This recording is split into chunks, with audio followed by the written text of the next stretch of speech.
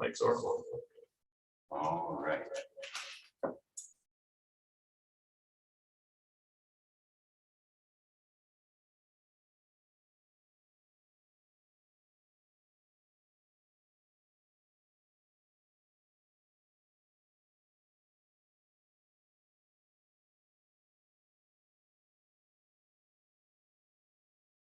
I'd like to welcome everyone to this budget workshop in the city of Crescent City. There we can. We have a little bit of a feedback we'll take care of. We're good to go now. Mayor, all yours. All right. Well, welcome to this budget workshop for the city of Crescent City. This is a continuation of our conversations that we were having earlier this week. I'd like to call this meeting to order. Clerk, could you please call the roll? Yes, Councilmember Altman, Here. Councilmember Inscore. Here. And Mayor Green. I am here. At this time, let's stand and pledge allegiance to the flag of our great country. Ready and begin. I pledge allegiance to the flag of the United States of America and to the republic for which it stands, one nation, under God, indivisible, with liberty and justice for all. Okay, with that, if we have anyone here who would like to get their public comment to us, we have a couple different ways that you can do that. If you would like to phone your public comment in, please dial 253-215-8782 with the webinar ID of 853-5278-2246. Or if you're with us on Zoom, just raise your hand. Without further ado, we will be discussing our one item for the night, which is the fiscal year budget for 2022 and 2023. All right, thank you, Mayor Greeno, members of the council. Definitely appreciated all of your time this past Tuesday, in which we were able to make it through the general fund and the housing authority fund. Lots of great discussion and some clear direction for staff. So as we discussed that night, that direction will be taken. Ms. Lieber will be modifying the proposed budget as directed, and then will come back to the council on June 20th for adoption. Those are two of the city's 5 funds that we will be discussing. Actually, 6 funds. So we have 4 more to cover tonight. Let me share my screen here real quick. So part 2, we will be covering the RV park. We will be covering our internal service funds, the sewer and water fund. So jumping right in, we'll hit the RV park. Let me go ahead and get the actual presentation going.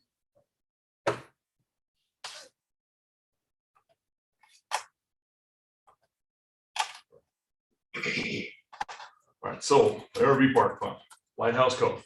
It's gone through a lot of changes over the past couple of years. Still some stabilization that was occurring over this past year, especially in regard to staffing. But in general, the goals remain the same. It's getting to great. It's building that customer experience on really all levels. So it represents what we want it to represent as a city, as a park, that experience for people to come visit, tell their friends about, and so they can come back and plan their trip time and time again. We have looked at infrastructure, so office building improvements. The office, as far as the small building, was completely remodeled and looks good, or at least the bones are there for a successful experience when people visit the office. Exterior fence was put in, so it gives the park some separation between the California Coastal Trail. Again, that sense of kind of space and belonging. The equipment storage shed has been installed as well. We didn't have a place to store a lot of the equipment, weed eaters, lawnmowers, different things like that. So Director Olson and his team completed that. Customer service training for tenants in Campos. This is again something we're still working on. We've had a lot of turnover this past year. We brought that to the council's attention. Council has given additional resources so we can bring on a full-time RV park superintendent, which has really stabilized things. Victor Cordova is doing an outstanding job. We have brought on Ms. Taylor, Director Taylor, who is with us tonight. We'll be speaking to several of these slides. And she has helped as well. So we had the resignation of our past director over the RV park, Ms. Wint, in October. Was her last day. Ms. Taylor didn't start until almost the end of April. So there was a long period of time where it was basically, myself as city manager trying to manage the RV park with the help of Sonny Valero, played an instrumental role in that with our volunteer camp post. Volunteer camp post turned over. And so we now are at a point that we can proceed with really getting to great. Part of that is online booking systems, which we have talked about in the past as well. So that was getting going, didn't that take hold? Ms. Taylor has taken that and is progressing as we speak. The name, the logo, the vision, again, getting it out there. We've come a long way since it was known as Shoreline RV Park. Lighthouse Cove is a completely different experience, different logo, and we really want to try to get that out. Targeted promotion and advertising newsletter, again, things we want to keep doing. An even better job, right? We're getting there, but with Lulish this past year, we'll show some of the product that she's created and hopefully take that again to that next level. And then the ambiance, general store, linkage to community events, again, keeping that part of the park up at a high level of a high priority is going to be important. Landscaping upkeep with Victor in place. He has done a really good job, better than what we have ever done before. I think is kind of what we're hearing from the people that are visiting. So that's finally being able to be a focus. And then more camp hosts. And that's, again, that consistency, having a good group of volunteer camp hosts to go along with our paid personnel. Okay, so 2021, what has happened? We talked a little bit about this. There's some photos it kind of gives you an idea. So this is right by the public restroom, which is off of the California Coastal Trail. You can see that fence that now creates that separation. A new roof for the office building. The office building inside has also been remodeled. And we talked about the RV park supervisor as well as the part-time attendant position. Both those are new positions. In the past, it was just the director and volunteer host. So this hopefully gives us the stabilizing staffing to do what we want to do. Okay, so Lighthouse Cove projections. Revenues are difficult to project due to COVID impacts, inflation, gas prices. This is basically the same slide we showed last year. We are in a very transitional phase. Last year was primarily due to COVID. This year, gas prices have us concerned. I wouldn't say it's not proven to be the showstopper as gas prices are already high, and yet the park is still really full. We compared attendance from last Memorial Day to this Memorial Day, and it's down slightly, but it's only by a few reservations over the entire 4-day weekend. So it's not been this substantial change at all from what we saw last year. How that plays out the rest of the summer, we don't know. But again, the highways seem really full from what we're seeing right now, and gas prices are up. So as we get a little bit further, you'll see projected working capital at the end of this year is, and actually this is the end of 2023, I think is the projected, correct, Linda?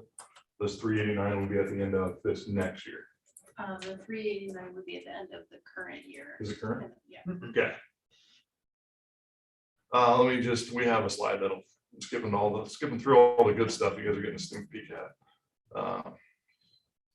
Just to clarify, that's at the end of. Oh, sorry, you're right. 23. I don't hear that very often. Oh,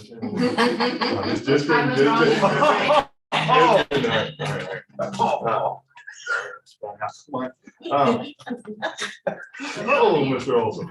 All right, so we'll go back. No, that was actually the first time that's ever happened, so I had to hear it just one more time. So anyway, so this is, there's a mistake on this slide is really the truth of it. So it should be FY23 at the end of this next year with our projections. We'll go over the conservative nature of the projections again, kind of what we're assuming as far as revenue and expense side of it goes. But continue to monitor revenues as far as what they're trending, and then long-term revenue trend will determine what capital improvements can be made at the park. That's really the situation we find ourselves in, is there are some needs that need to be addressed. We've talked about roads in the past. Then we talked about other amenities. I believe it was Councilmember Inscore that is now turning into an RVer, and he's emphasized the importance of restrooms. And so, we can talk about that as well. And, what are some of these things that we want to accomplish, and then how to prioritize them. Tonight's budget doesn't have a lot of those things in it. It's more of a bare bones operating budget. Director Taylor's, just coming on board, just getting her feet underneath her. She has some great ideas. And so, working with the council, bringing those ideas back to the council, possibly working with the 2x2 or the two council person committee for the RV park, and then continuing to take this on is really an option for the council. So what is included? So merchandise, displays and merchandise for sale. So this has been something that Director Taylor and I have talked about. She has done a great job, even just putting some ideas, which you'll see here in just a minute, together for the council to consider. But a lot of times this is it's a way to get the word out, free advertisement. People want to wear it, and then I'm pretty sure you have a walker net advertisement around, or somebody with their water bottle or whatnot, just advertising your park. Signage, online reservation system, picnic tables, fire pits. And then this asset management one is one that is a great idea. Director Olson is definitely a big supporter of this system. In talking with him, between the time we put this budget together and now, we think that maybe it's not the right time to include this in this particular budget. We might want to get our feet underneath us a little bit more and then bring this back to the council. So this was going to be the one area that we're going to have a true asset management system in place. The previous asset management systems that we have didn't pan out well from a staff standpoint. And John, do you want to speak to that? So, I mean, is this like facilities dude for the park? It's asset essentials basically is what it is. So But I mean, it's a new that sort of concept, facility. It's that concept, yes. It's a similar program to what they use at the treatment plant, what Jacobs uses. So it's a little bit more robust. The thinking when this budget was put together is that the RV park would be a nice pilot program because it is sort of self-contained. It is small, so we can really see how it runs. Do we like it? Can we take this and use it on a bigger system like the water system or streets and roads and whatnot? And so from an idea standpoint, right, it's a good idea. However, we're not ready for it, then we're simply not ready for it. So What do we have to do to get ready? And in your opinion, is this a good pilot program for this system, or do Yeah. we need to use it on a different? One of the reasons I was pitching it at the RV park was it's like a baby city, right? It's got a sewer system, it's got a water system, it's got an electrical system, and it's got some vertical structures too, so you're building pieces. So it's kind of like a baby city, and I thought it would be a good pilot project because it brings all those elements together, so we can test it in water, test it in sewer, test it on building maintenance. The shortcomings of the systems that I've seen in the past have been, whether it's facility view, asset essentials, is not getting it set up correctly, or getting it set up where it generates 3,000 work orders on day one. Well, that just means, if you have 3,000 work orders, that's like no work orders, right? Because where do I start? So getting some professional help from somebody that does asset management, because it's a really specialized area, help us set it up. And I'm just out of capacity at this time to work with somebody, even if I have a pro come in. Okay. Well, then what about reallocating, leaving it in the budget and we're simply reallocating that funding towards a consultant that can get us up to speed and provide us some options of different programs that might be best, because it still sounds like that the RV park is a good place to try and test this whole concept out. So why not use the resources for consulting to find somebody that can help us do that, so that you're not spending all this time trying to figure this stuff out? I mean, or that would be you or with our IT people, whatever, somebody that can work with these people, but you have to have the resources to do that. I'd hate to wait even all the way to mid-year to even talk about it if we, I don't know. I don't know if $16,000 would accomplish that, to get somebody to help us. I would probably need a little bit bigger budget, and it might be in like the $25,000 range. If you think of a consultant spending 100 hours of time to set something like that up. Maybe what money well spent than having another program that doesn't fit us or isn't effective in creating the time saving as well as the efficiencies that something like this should do. And the life extension of your assets, that's really what you're going for. Okay, we can, So anyway, Just an something idea. to think about, but that is a way to make this work, because like you said, and you almost hit it right on the head, right? 'Cause we don't have the time to really, spin with it. We don't want the wrong system in place. But if you had additional budget where we can have additional resources to help us get it underway, then it is an option. So that's something to think about. We can come back to it. Right now, if the numbers you will see though does include that 16,000 based on some past direction of the council wanting to see an asset management type system. Well, like I said, we can come back to it. So these are some things. Ms. Taylor did a great job trying to think about some of these things in just her first couple of weeks. And so Ashley, do you want to speak to this slide at all? Sure. So I kind of play around with the idea of some different, apparel that we could purchase. Well, merchandise in general. So looking for things that someone who's going camping or RVing would be interested in purchasing. Sweatshirts and shirts are always great because, we have people who stay there for a good amount of time and maybe they forgot a sweatshirt. We are right on the ocean there. So sweatshirts are great, shirts. And then if they wear them around, then like city manager Weir mentioned, then there is just free advertising for us. So that was one option.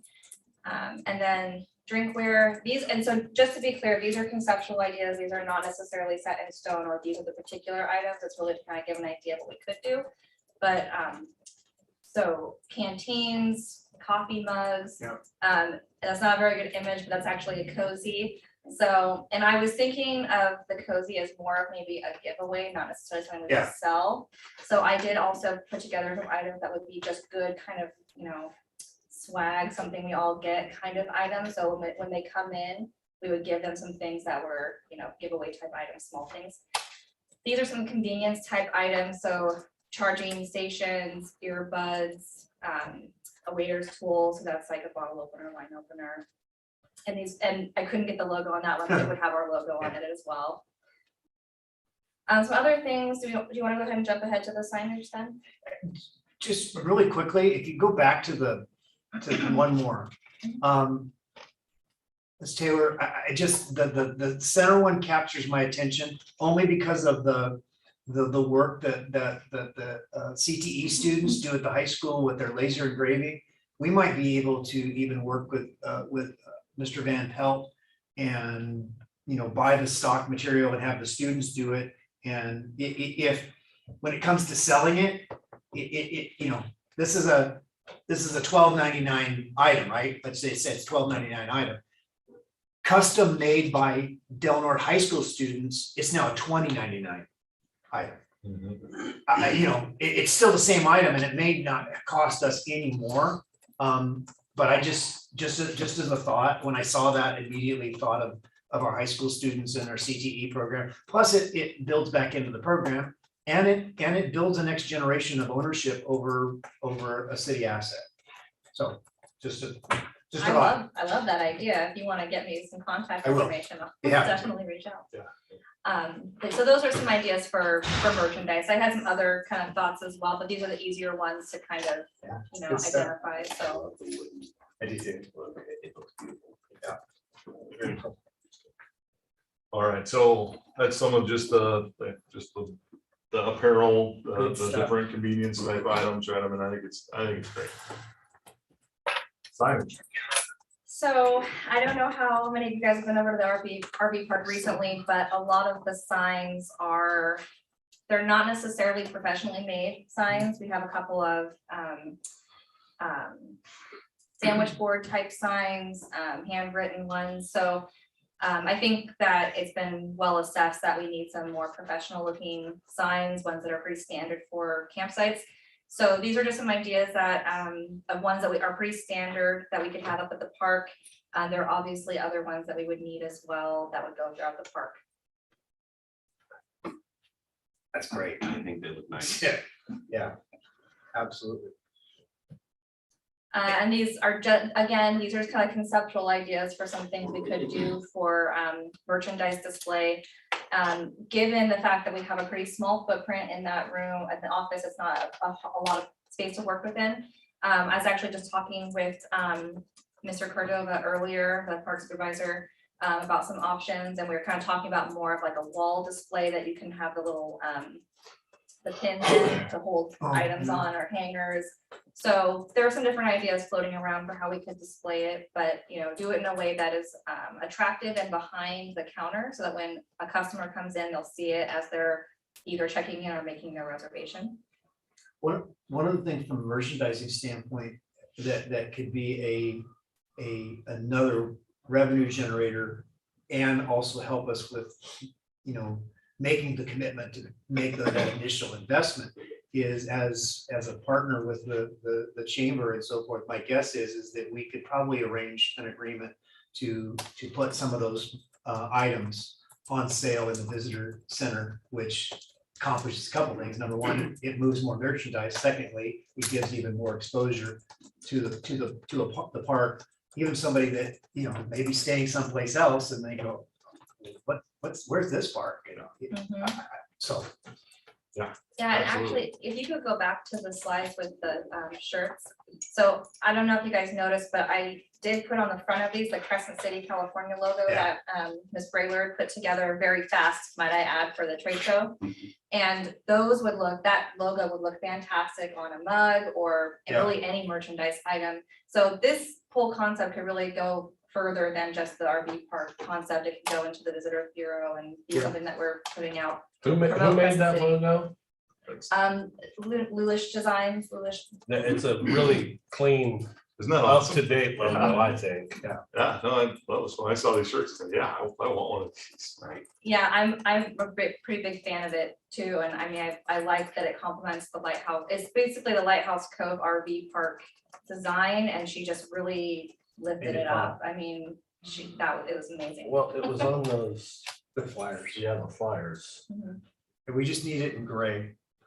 She did a couple different colors. No, I mean, the gray t-shirts or Oh, sweatshirts, yeah. you don't want me in a white shirt. It's just gonna be filthy by noon, so. No, and again, these are conceptual, so That's good stuff. we'll land on some, better color options. That shows it to us though really well in white. All right, so some other things we've talked about in the past, and I've talked to Ms. Taylor about this as well, and so she's doing some research and trying to figure out, how this exactly would work, but fire pits and picnic tables. We've talked about it, we're still not there. We've talked about, bringing we've talked about providing some more picnic tables for the park just in general. And so Ms. Taylor has done some research. Again, this isn't set in stone, but maybe something like this, they make something that has some really good airflow to it. Maybe we have 10 of them is what we kind of talked about. So when you sign up on Camp Spot, you can say, yes, I want a fire pit, or no, I don't. And then there's some sort of a deposit, or there's a rental or something for your fire pit. These market themselves as what, smokeless? Smokeless, yeah. So These are propane. No, they use firewood. So, I think the way that they have the ventilation is how it reduces the smoke. So the trees that you took down by the pool and everywhere else, all that could have been bundled up and sold as firewood as well at the park. I didn't think about that, but at $15 a bundle, quite a That is bit. something that we've talked about too, is selling firewood. That's something that we've discussed, and we actually have a lead on some other potential source of wood, so Yeah, there are some options. because even if you buy it by the cord, Oh, you could. By the bundle, you're still coming out of here. yeah, exactly. You're coming out way ahead by the bundle. And what a cool thing, right? I mean, especially as, with fire season, as it comes, fires are prohibited in a lot more campgrounds than what they have ever been. So you can't have that some more type experience. So what Director Taylor and we've talked about it. You can put something together. So you sign up for the s'more package when you come in, right? And that then comes with a fire pit, it comes with one bundle of wood, right? And when you show up, right, here's your marshmallows, here's your sticks, here's your graham crackers and chocolate, right? Come enjoy your park experience. As you need more wood, right, you can come back and purchase it. But But what a cool just experience that you would then go and want to come back for or tell your friends about. I mean, Love it. The funny thing is, I was in Anaheim recently at a restaurant and we were eating outdoors and they actually have a s'more packet. oh, They really? come out with one of those little burners. They light it up in front of you. There you go. And It's they've an got option. a platter in front of you and it's got candies and Yeah. fruit and crackers and chocolate and more marshmallows. And you light it up and it was kind of humorous because we were in the middle of Anaheim, but Mhm. It works for people going to Disneyland. Right. It worked for people coming across the city. yeah, Well, for so- sure. Yeah. It's a good I idea. like it. If these are too expensive too, is there another thought? And I would rather burn wood than propane. But if we were to rent out propane ones, we're not renting out a propane bottle because everybody's trailer should have one or two. You're just basically just renting out just the propane pit itself, and they're supplying their own propane. Mhm. So, and those are super cheap. Some of them are. Yeah, and then it's the firewood. The firewood has pros and cons, right? It One, does, there's a revenue but it all generator, does. right? Two, you you know. have to store it and you have to Right. bundle it. And so, I mean, there's pro and con to there. Propane, we should probably, if somebody doesn't have that, we should have some bottles, right? Which we could store as well. Yeah. And so I think the thought is if the council still wants to proceed in this direction, and we've heard some, some good direction in the past on this. Ms. Taylor would work with the RV park ad hoc committee on this, then we would bring that back to the council or upon ad hoc approval, right? Then we would just go ahead and get it going. I think anything to do with that park is a good idea. Personally, anything like this. I know it wouldn't be smokeless, and it might not even save us any money in the long run, but because I'm always looking for those niche things, something that is unique to us. And I think I may have mentioned this last year or whatever, but Mike Selfridge builds fire pits out of old washing machine drums. He sells them at the farmer's market and so forth. It's the same concept, and he welds everything he does it, and you build it, it's a safe thing. And the fact that you've got all these holes in the thing, good airflow, safe. But you have sort of that niche feel. I mean, you could see this fire pit anywhere, but something that is unique. It's sort of the same concept of this high school students made the cup type of thing. But it may not save us any money. Matter of fact, Well, even though Mike and I are friends, it might cost us more money. But there's that community made by a local artisan from Bay Studios. And if we made a deal with him that says, hey, we will put flyers and we will make sure everybody knows that a local's artisan did this, and you can put your flyers for your studio in the office, you want to put together a partnership deal. I know this is budget. Sorry. It's a good possibility. Well, I'm not on the I'm not on the RV park ad hoc, I don't think, so I'm gonna throw out all my ideas while I got you. That's what I use. And I'll just add, I mean, people are looking for an experience. They are. Look, when they go on vacation, they want to have something that Yeah. that they're going to remember, creating these memorable moments. And I think that this adds to it. I think it's a good idea. Yes, so your approval, this will be included again in this year's budget. I'm all for it. Very good. All right, the other, the picnic tables is the other piece, right? We're actually looking at some different options there. There are some that, like this one here. Oops, let's see here. I don't want to go back. You can kind of see, it's hard to really see in that picture, but it actually folds. Mhm. So instead of your typical folding table, it's a picnic table that folds, right? And it's pretty easy to store. Again, these are durable, easy to move. So we're looking at some options there. So I hate to bring this up with the tables. Theft. Is that a concern, and do we have any plans to prevent that? I hate saying It that, is, but, it's concerned with the fire pits as well. And so I think we would have to, we'd obviously work with the police department, try to come up with whatever we can do. You could chain them to the concrete pad, so we could put in some eye bolts and be able to chain them down to at least try to prevent it. They've come in the past with bolt cutters. It's not gonna prevent it all. Chief, any thoughts?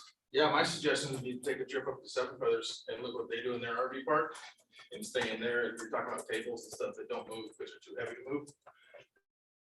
Because otherwise, we could do the best job we want to as police department, you're still gonna have stuff move on. But, I mean, I've stayed there several times, stayed at a lot of RV parks, and those are the types that I look at, because it makes sense. When you have something like this, you can bolt it down all you want. It's people, if they really want to get it, they're gonna get it, so. That's my opinion. No, and you're right. In the past, we've talked about concrete picnic tables like what we have.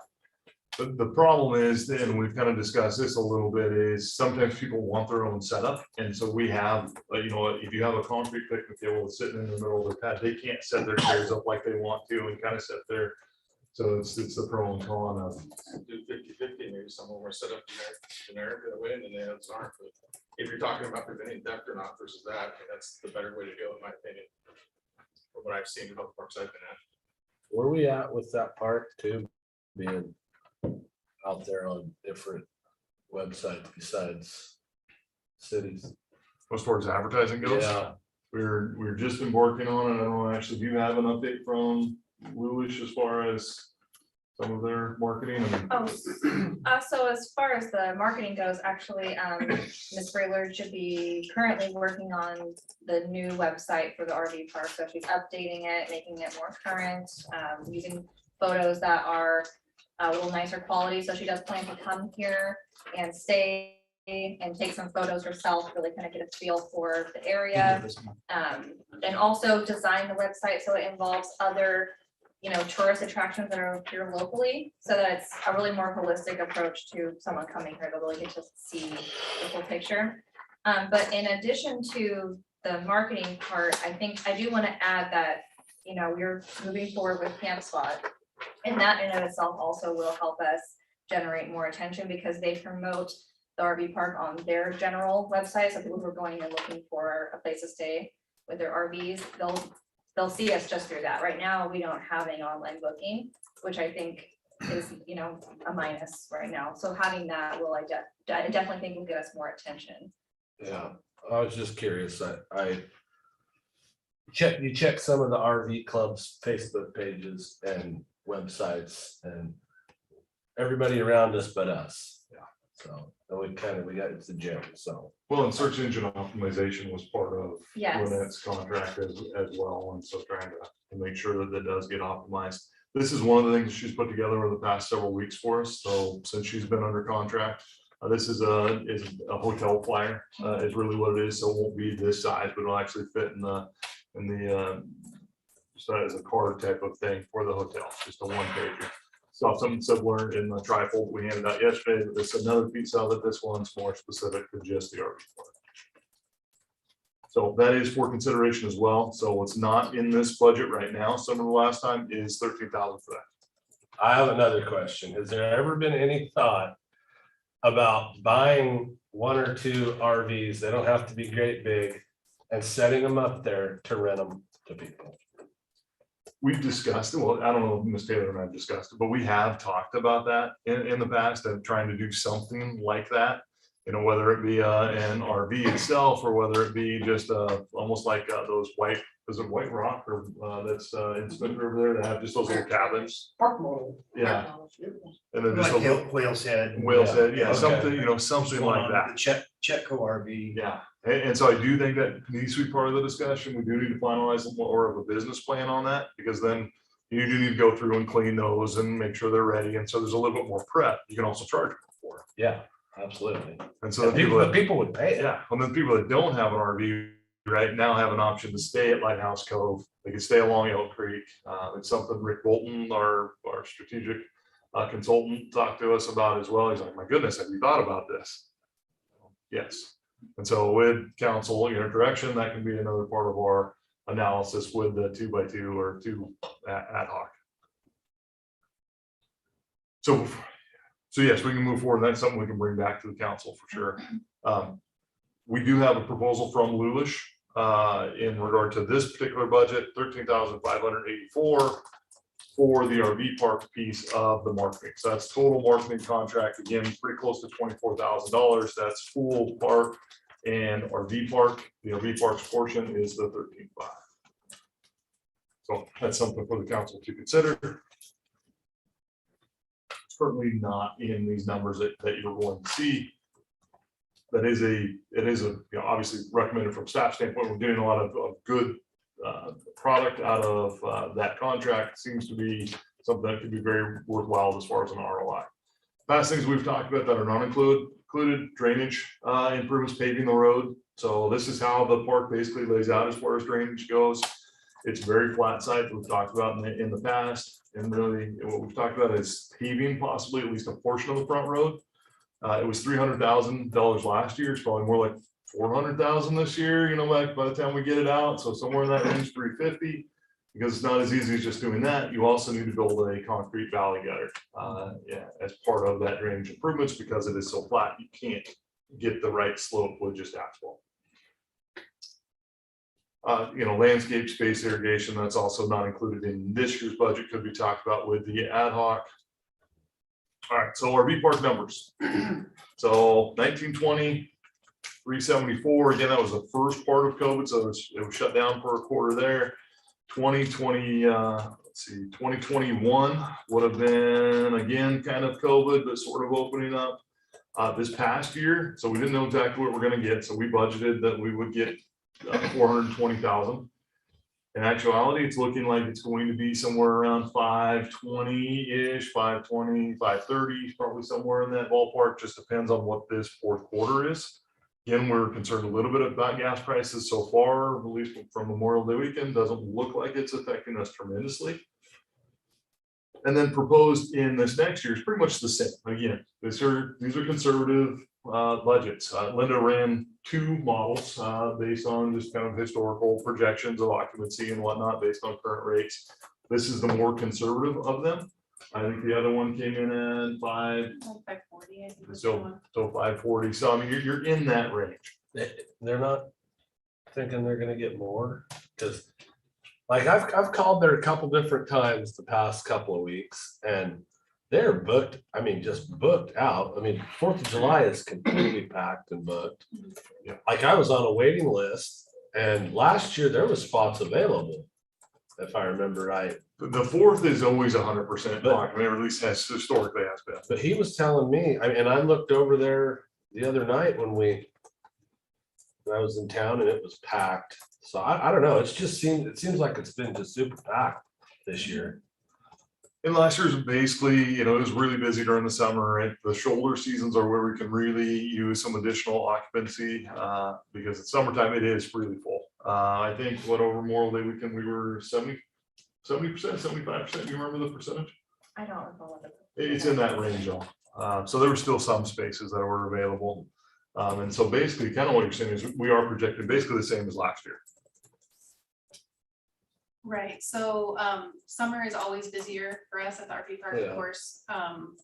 So really what's gonna drive what happens is whether, number one, whether we change rates at all. And then number two, whether we can increase the occupancy in the off-season months. So just to be, you know, because you know me, just to be a little conservative, I'm just projecting if we don't change rates, because we've not been directed to do that yet. And if our seasons stay kind of what they did last year, revenues should be about the same as what it looks like this year. Obviously, we'll keep an eye on it and hope that that trend goes up.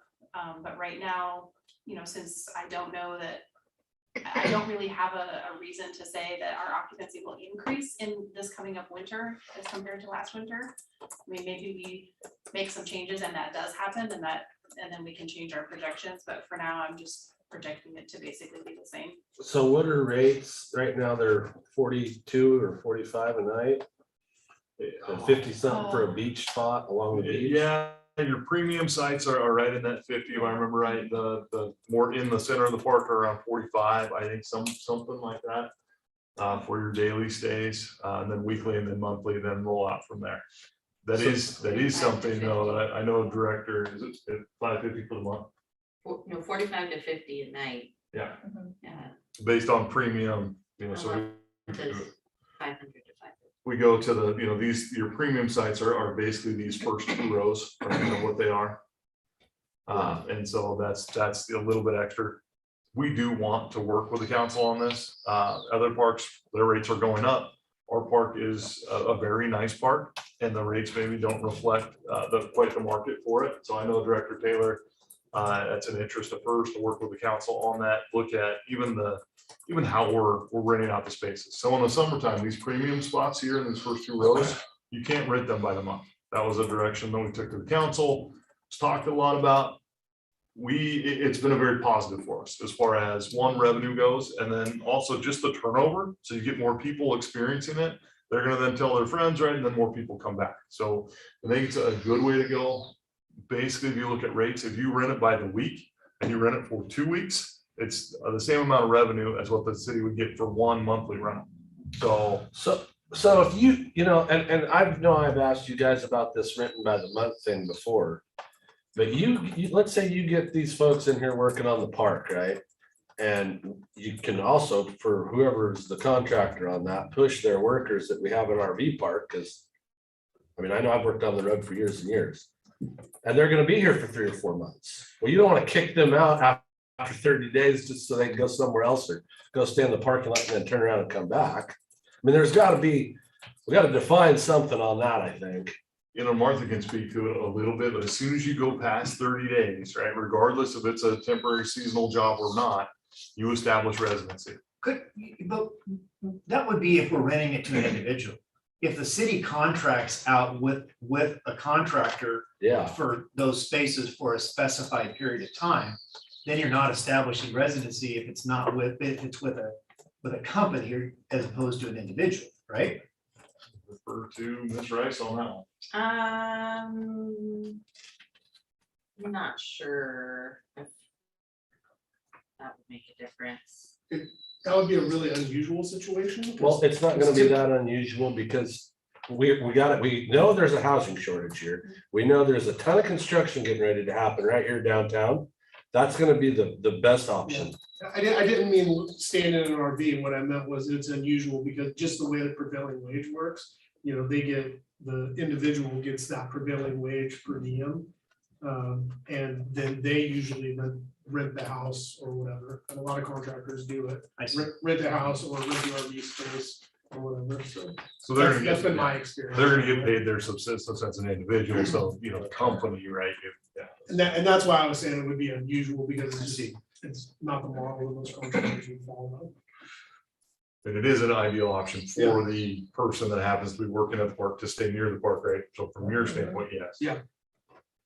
There's something we can look into, but you know, I mean, there is an exception if it's part of your employment, if your employer is providing housing as a convenience as part of your employment, and when your So if you employment establish the per diem piece and attach that to this with some kind of contractual language or something, maybe it's a We possibility. could make money off the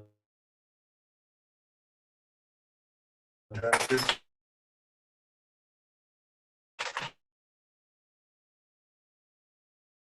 I like that. They're coming to work here.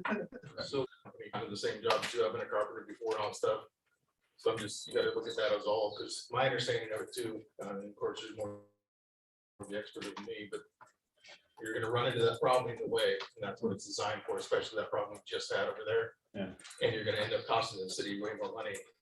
So I don't understand why it never seemed, I stayed at parks for months on end. And there was just a certain set of rules that would have to sign when I would get there. You know, going home for the weekends, for instance, shut your water off, things like that, blah, blah, blah. Unplug your power, whatever. But you ran through a checklist, but they had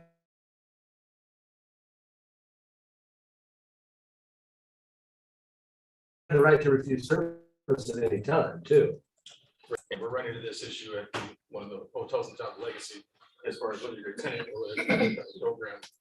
But you're also the type of person that we say, hey, your time is up here, you need to leave, you're going to leave. The other people say, no, I'm a tenant now, so force me out. And especially that took place in COVID majorly because they were getting free housing, subsidized housing or whatever. Then once that ended, they knew they had the tenancy, so then now they understand No matter what you do, you're not gonna get me out of here for 6 months. There's a state convictions, so. You can take out that, sorry. The difference is how you have to get people out that don't willingly leave. Yeah. Even if they've been there for more than 30 days, and you say, okay, you broke these rules, you have to leave, they leave, fine. But if they don't, then now you have to go to court and you have to. I you know, get do it, all this you're stuff. correct. All the while, where you're dealing with that, everybody else is staying at the park is watching the police show up several times like we had to for the last issue. And then that's gonna reverberate through everything else that's marketing there. Okay. Question answered. Thank you. That's not exactly a positive No, it's not. memory, watching the police show No. up to your neighbor's trailer. So as far as the revenue goes, you can see, 1920, 374, 2021, 488, this year, 522, we're going in the right direction.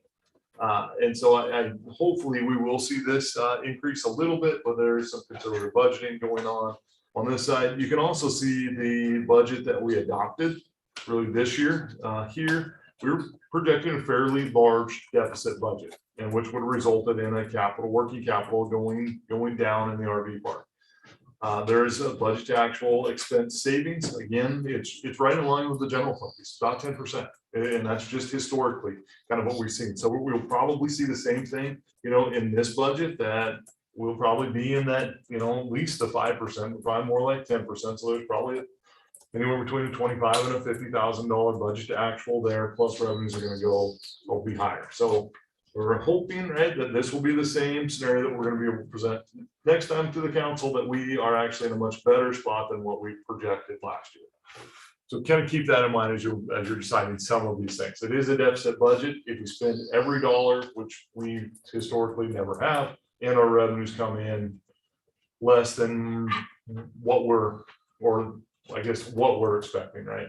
So it would be slightly a deficit budget. And will result in a working capital balance of just under $400,000 to be able to do future capital improvements. So that's the RV park.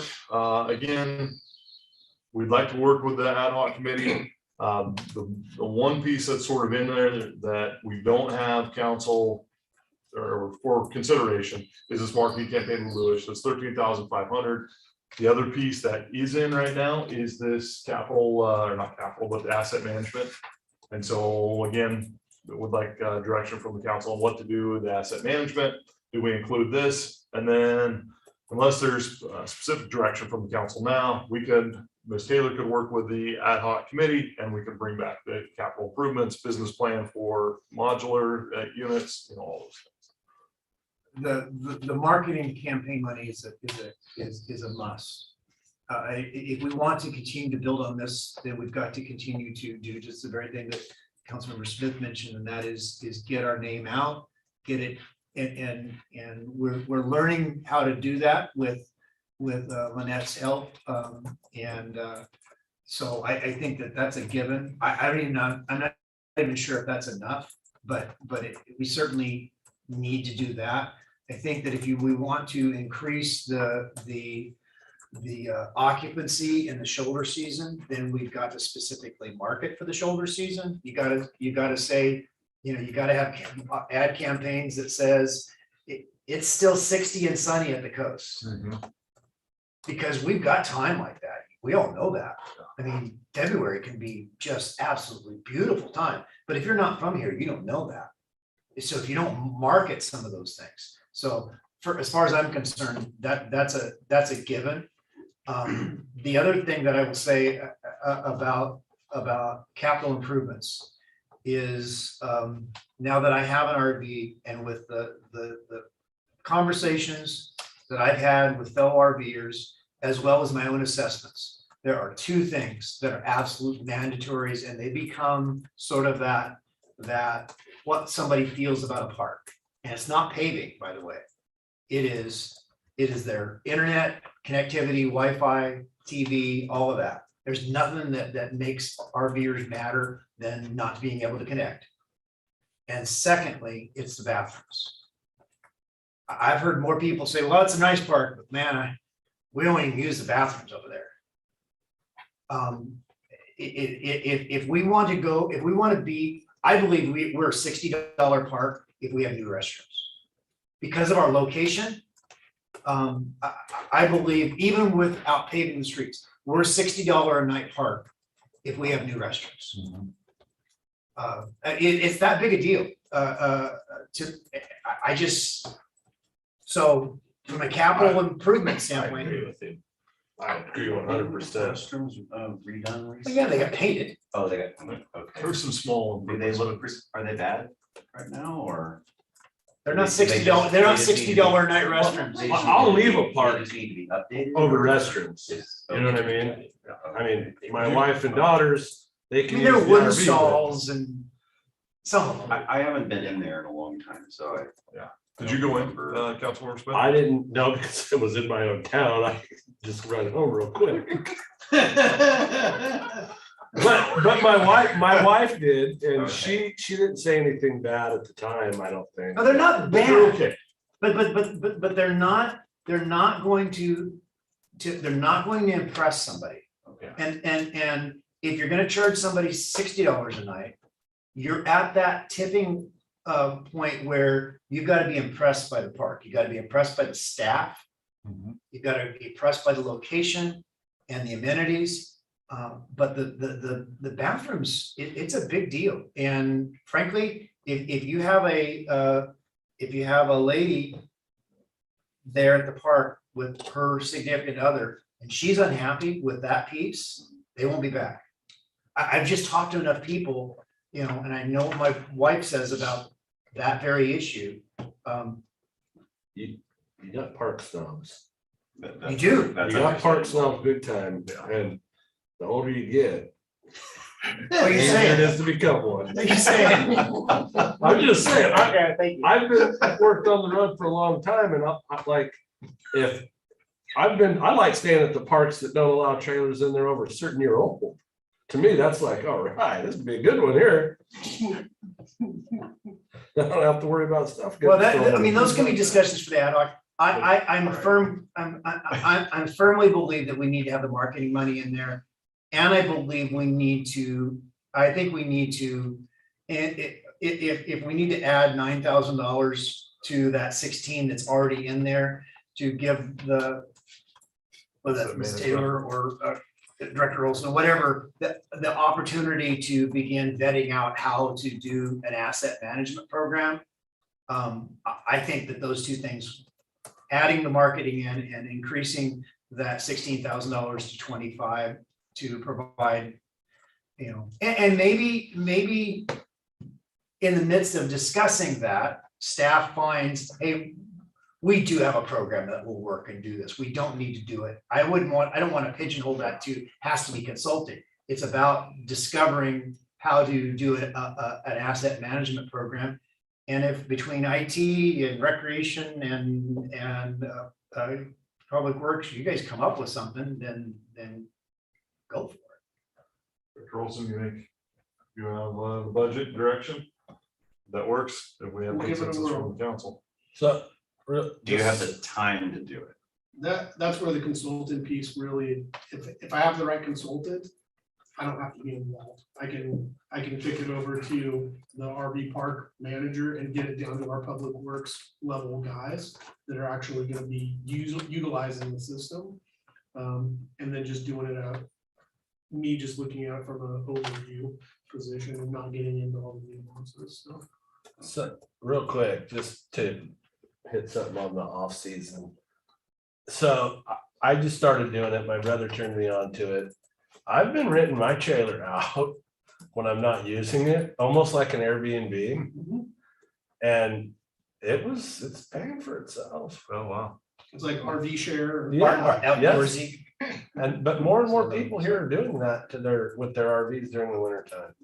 So keep that in mind. There's a way to market it. We should do it. And, you know, it kind of combats the gas price thing as well. So you don't have to haul your trailer, right? I mean, it's, or you don't even have to have one. The other thing with off-season marketing is this is a really neat place to watch a storm come in. So as far as marketing, you know, towards that, if you're set up for it, this is, there's some people that like to see those storms and whatnot, if you're up for it. There's other times we ask people to move away from the front because it's that kind of an experience, right? Right. Do the bathrooms have a passcode? Yes. They do. What about the ones? Aren't there some just right outside the park too? Yeah, And those, are those in decent shape? they're public bathrooms, so just like these other ones here where it's pretty basic, but yeah. So outside people can't get into the bathrooms at our park, like people walk, okay. When they come in, they check in, they get their passcode. We change the passcode frequently, every couple of weeks. Just to make sure that, yeah, it stays nice for the guests. Well, I for one agree on the marketing. People aren't gonna show that they don't know you exist, so have to have the marketing. The asset management system. Let's do it. I mean, it's a good dry run for a larger system for other areas of the city that we could possibly use it for. So I agree. Let's get somebody in here who knows what they're doing and can help us properly set it up. I would love to get a portion of that park paved, but I don't think we're there yet. I mean, we can bring it back. We bring back some of the capital improvements that are out there. We put restrooms on the list, what that price would be. We can have the pavement sort of parsed out with updated prices, and then the council can help prioritize that with recommendations from the ad hoc committee. But yeah, I agree with the bathroom situation. I haven't been over there in a while, but if some of the other people here who frequented the park say we need to upgrade it, then let's upgrade it. And I want, I'm good yeah, with that. and I want to be fair to the staff, that they were not dirty. That's not what I'm saying. I mean, the staff is doing a good job of keeping them clean. They're just old. Yeah. And so, And I understand the sentiment too. I mean, I hear about it when we go to a place and when certain facilities are not nice, when you go in there and it's kind of bad, you hear about it. I can understand that. So, Can I add something? sure. Based on the desire to add a restroom or do a major renovation to a restroom, can we put some dollars in there for consultant, either architect or engineering team? So something like that, because we have this stack of 12 consulting firms. And it would be nice to set aside some money for that topic and to work with the ad hoc too. How much do you think that would cost potentially? I think if you're in the $10,000 to $20,000 range, you can at least get a conceptual plan and then work with a local contractor to do the actual work. I mean, I don't know. That's just what I'm throwing. what if we just put up as a line item for staffs, and you guys can report back to the ad hoc, $35,000 for asset management and CIP improvement plans and designs. So give you basically 10 for that and Okay. some flexibility, so. That's reasonable. I mean, that's less than 10% of what we are conservatively planning as our fund balance at the end of the year. If our fund balance projection is at 389, but we believe it'll be more than that, we're investing less than 10% of our fund balance to look to the future development and improvement of the park. And to be fair, 16 is already in. So. Yeah, so you're talking about 19 more. So, yeah. So it's even less than So, that. yeah. 5%. Too close to 5, yeah. I think the ad hoc committee would benefit greatly working with somebody that does RV parks. Good. Thank you. And we did just interview some architectural consultants for City Hall and PV, right? This would be again, sort of right up their alley as far as looking at something like this as well. If it's in combination with one of those projects, then a lot of times you get a better value for it. All right, well, let's open a public comment on this. Do we have any public on Zoom with us? I don't have my computer on. Let's see, we do, there's one attendee. All right. That's Chris, in the room. Well, it doesn't mean there aren't people, watching on the. Do we have any public comment in the room? All right. Doesn't look like it. We'll bring it back. I'm excited with the way the park has progressed over the last, let's say, 5 years. I'm impressed. And the fact that we're looking forward and we're making investments, I think that people are going to see that, and I think that it's going to create more value for the people who frequent the park. Yeah. Okay, so consensus then, direction from the council based on what Councilmember Inscore said? Yeah, we're good with that. Good, okay, all right, moving on. Okay, so that was our V park. Right, so this is basically same thing we've talked about, right? Coming on code, we'll watch things. Director Taylor's gonna work with the ad hoc committee, bring back to council, recommend capital improvements as well as rates. Okay, very good.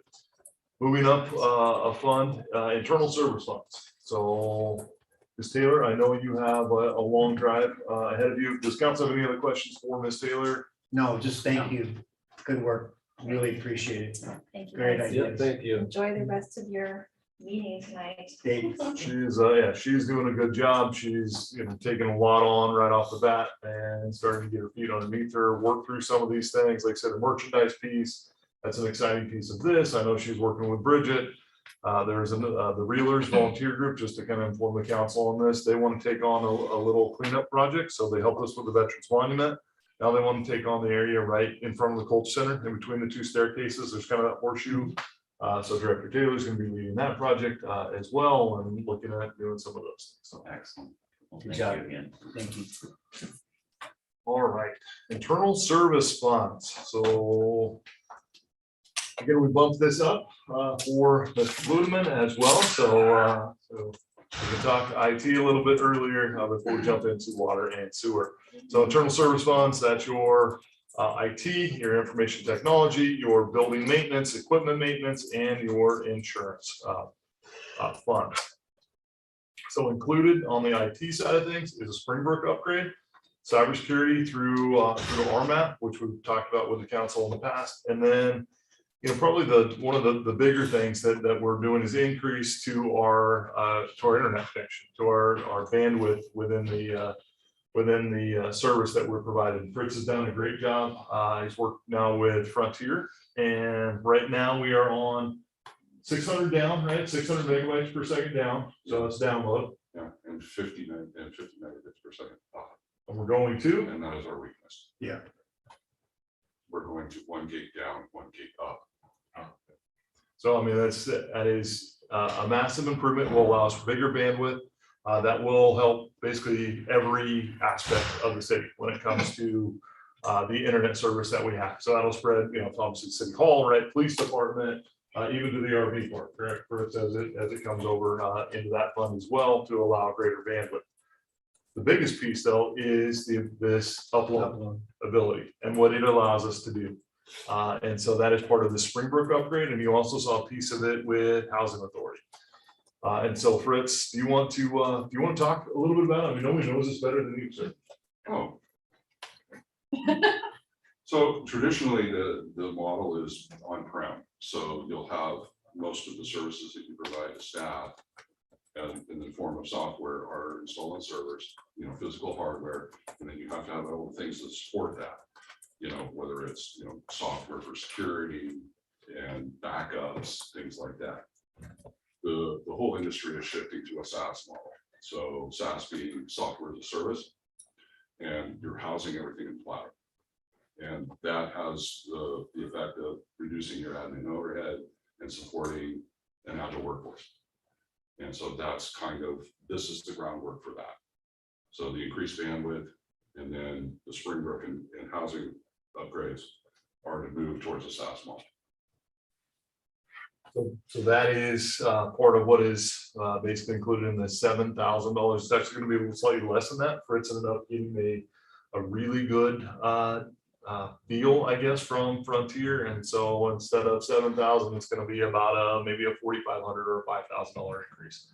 like to include the full budget amount in the budget itself, but then we'll come in under budget. Can I add something just really quick about the Springbrook upgrade? So Springbrook is the service, the software that we use for all of our finance, everything at the city. It's, you know, payroll, cash receipts, water billing, everything. And like a lot of other software companies, they've been shifting toward putting their sort of innovation in their cloud-based services and not quite as much in the, you know, upgrades in the service that we currently have. So they have new tools, new reporting things, new modules that are going to be available to us if we move to this cloud-based service that we can't get now. So it will make our jobs easier. And if I could expand on what Linda was saying, as part of the especially when it comes to Springbrook and Housing Authority software, what we do pay for support for that, but generally that comes in the form of bug fixes. And you know, when they introduce major new features, that's generally something we come back to you and we have to pay for again.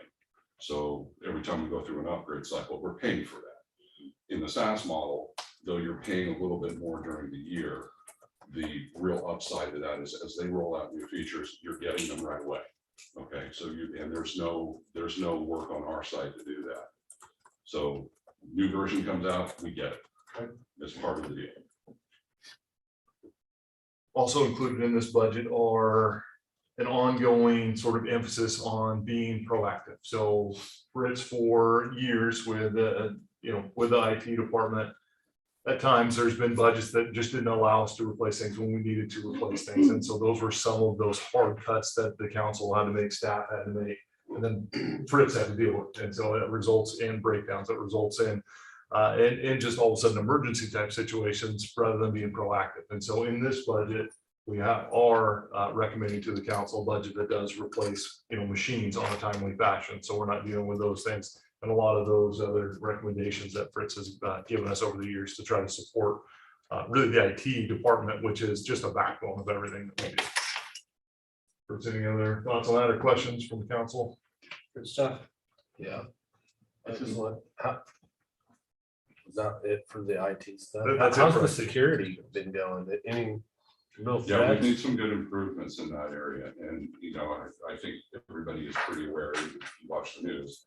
It's probably about as bad as it's ever been out there right now. And while I don't want to dive too deep into, our processes, I think we've made some great strides. We're continuing to do so. And moving to a SaaS model is going to help that too. For your backups and just Exactly. and being up to date with the newest versions, all that, right? Right. Fritz being a little humble on that, so I want to give him a little props is, we're not just making strides or anything, or a little better. I'm part of terrorism liaison task force, everything. We're far above, at least from the police aspect, city aspect, the attacks I know that are happening, we're far above that. So he should be very commended the work he does and keeping ahead of all that stuff. I just wanted to mention that, let alone the other stuff he does. Right on. Yeah, we are fortunate to have Mr. Movement. on our Yes, we team. are. Without a doubt. Okay, so that's kind of IT. Looking at equipment. So as we talked about yesterday, there is an E3 intern. So that would be a high school student working with Jason Borges at the shop. This is the budget it takes for basically one E3 intern. Equipment replacement on the fleet side of things is important as well. Our equipment is getting older and we're still making it work on a lot of things. I mean, I don't know if you've seen the vehicle that Fritz is currently using, but it is older as well. Unfortunately, it's not part of this budget, but maybe next year. So, but three trucks, small trucks, utility trucks, meter reading trucks, different things like that are set to be replaced, as well as the addition of a mini excavator. We kind of touched on it a little bit yesterday or Tuesday. The Mini X is a piece of equipment that would just be so versatile for us on the public works side of things. Other things that were talked about but not included in this year's budget because we think that we can wait for future years is like a new backhoe. So that's being out there, a Vector truck right there, lots of needs. And so trying to just step into it 1 year at a time is going to be important. Yeah, the Mini X and the backhoe and stuff. Even, do we have an excavator now? So we just have a backhoe. Is Just the our- backhoe? Yeah. So, yeah, mini excavator would be nice, even almost a little bigger than a mini. With the stabilizing blade, but that stuff can be leased out too, right? I mean, the city could lease that out to a contractor that needs one technically. I mean, it's good stuff, you know? Yeah. So, You could, we'd have to look at the liability side of it and the wear and tear and whatnot, but it's an option. Insert valve, this is something that Mr. Olson, Mr. Wiley have talked about in the past. This would give us the ability to basically insert a valve without actually shutting. Believe it or not. And With that, so to insert a valve typically, right, you actually have to shut down the entire main, right, cut a chunk of that pipe out. Everybody's without service. This would allow us to do it hot. So nobody would be without water. You just basically, it allows you to drop it right in. So, Jason Wiley brought this to me, and one of our ongoing issues is that, one, we need to replace many valves. There's some that are just inoperable, and so this seems like a good solution where you can leave the existing valves in place and then just back up a little and boop, so pop our new valve. I'm in. assuming this isn't one. This is a This is a system. system. this is like a machine. And I forget how many valves come with this price tag, but it's some number of valves. And then we have additional valves. Yeah, and then you'll see in the water budget, we have a proposed budget for those large valves. Do these then become permanent? Yeah, these are permanent valves. So, yep.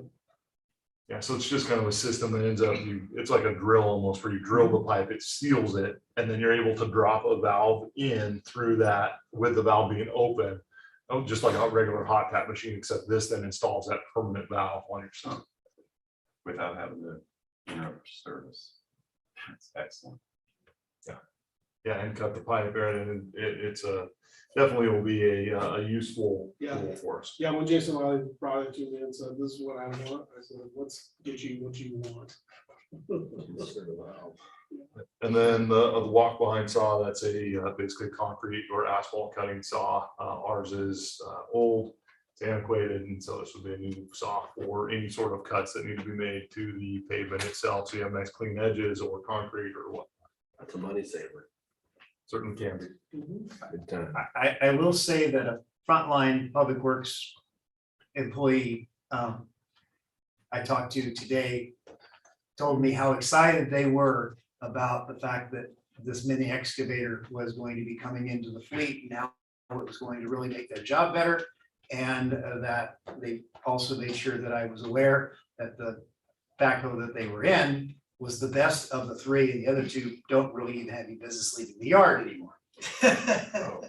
That was their assessment, All right. and I guess what they were saying is thank you that this is, encouraging us to provide these, but also a perspective that says we need to be looking beyond just that, and since these are the guys that use them, Yeah, absolutely. And we did talk to Mr. Wiley about that and, his priorities and whatnot when setting this budget. There was a time the backhoe was in, according to Mr. Wiley, he felt strongly that this was by far a priority. Sure. That backhoe, the backhoe that leaves the yard, it's pretty rough. Which one? So there's It's two. the newer of the ones, I seen it at the training burn. But my assessment of that was like, it was pretty rough looking. So if that's the one that they're. Okay, so we have a John Deere, which is the new one, then a Case, then a New Holland. Okay. Yeah, so it was. Wasn't the New Holland? Do we need to invest more in maintaining those, or are they just past their usable life? It's basically time for replacement. I Okay, think they're serviceable right now, but next year it's gonna be on the menu. okay. So the maintenance on those is operator maintenance, daily operator maintenance, correct? Yeah, and then Jason Borges takes care of a lot of the heavy maintenance. Okay. But like I said, expect to see it in next year's budget. Yeah, And could I just wanted to point out in case we have public watching or anything, also on that mini excavator that the crew is really excited about. The Measure S Oversight Committee recommended and the council agreed that Measure S is paying for 10% of that because it will be used on streets. So Excellent. So that mini excavator will be rubber tracked or low impact, I take it? Yeah, one of the ideas was also just the ease where you don't have to block the street to Yeah, do sidewalk or, lateral work, some of those things, so you can just be in the parking lane, getting your work done without having to do a full street. some of those are pretty small, is what I'm asking, and what's the yardage on the bucket of it? I don't have that level of detail. So, okay. Be fairly small, and this will go along with our Bobcat too, that's the other sort of small. piece of Gotcha, equipment that we okay. have. So we do have a skid steer with some attachments. With some of these excavators, I mean, that could be dependent upon what you purchase, right? They have different attachments usually, right? You can, and with a certain amount of capacity, so if you go a little bigger, then you can get a little bit bigger, bucket on it if you needed to. Well, I know we have one at work and a mini, and we use that thing for a lot of things, but aside from cleaning culvert heads, but you can put a drill and do fence with them too. So, and you can do it quick. An auger, you can put a breaker on it as well. Yeah, they just got a lot of attachments, but what kind were you guys looking at, cat or? I'd have to defer to Jason Borges, so. And it's brand new, so it's gonna come with quite a bit of warranty, I take it, right? Yeah. That's good. But yeah, definitely comes, highly recommended Oh, from yeah. the crew side of things to get this. And then we'll be working with Jason Borges with the budget, get the right piece of equipment that he's comfortable maintaining, warranty, all that would come into play. If approved. All right, so buildings, safety rail, this is a carryover for the different buildings. So this, when we're doing work on roof, when we're working on the pool, this is a system basically goes around, so you don't have to actually build that safety rail system, so that gets split over.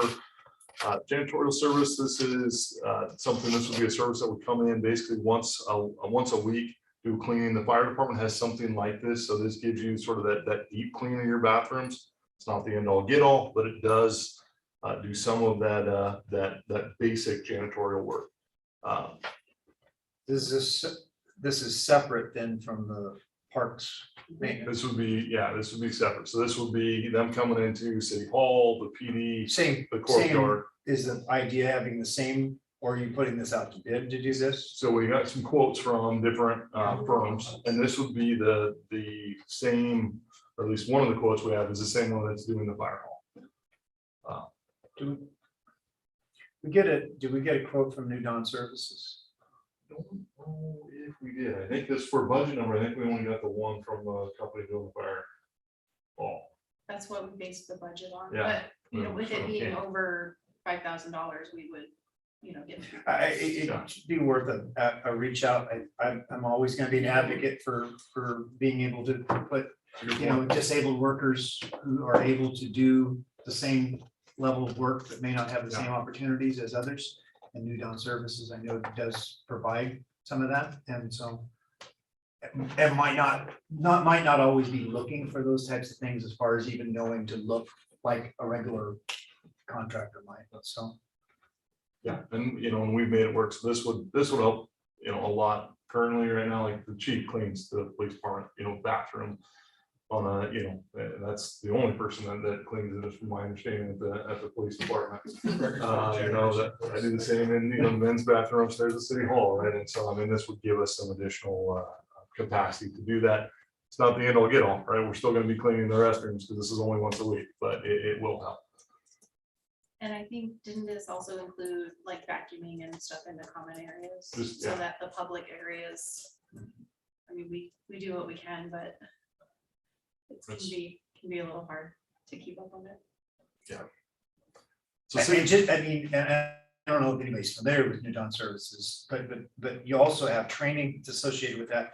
And you have the ability to communicate with staff if you're not completely happy. Whereas if you're just hire a contractor and they're not doing what you want, then you're sort of like, well, you ask them, but it just would give us a different level of support in making sure that we're getting what we want. Because they want their workers to learn to work, and the whole idea of streamlining and bringing people into the workplace who have disabilities comes with that support system built into it. And so I think it's a good option. just a- You have the note down, Director Olson? So electrical cabinet in City Hall. This has, the electrical cabinet, this is the main feed coming into City Hall. It's older. We had a slight issue with it this past year in which it was evaluated, it needs to be replaced. This is one of those things it's really not a want, this is absolutely a need.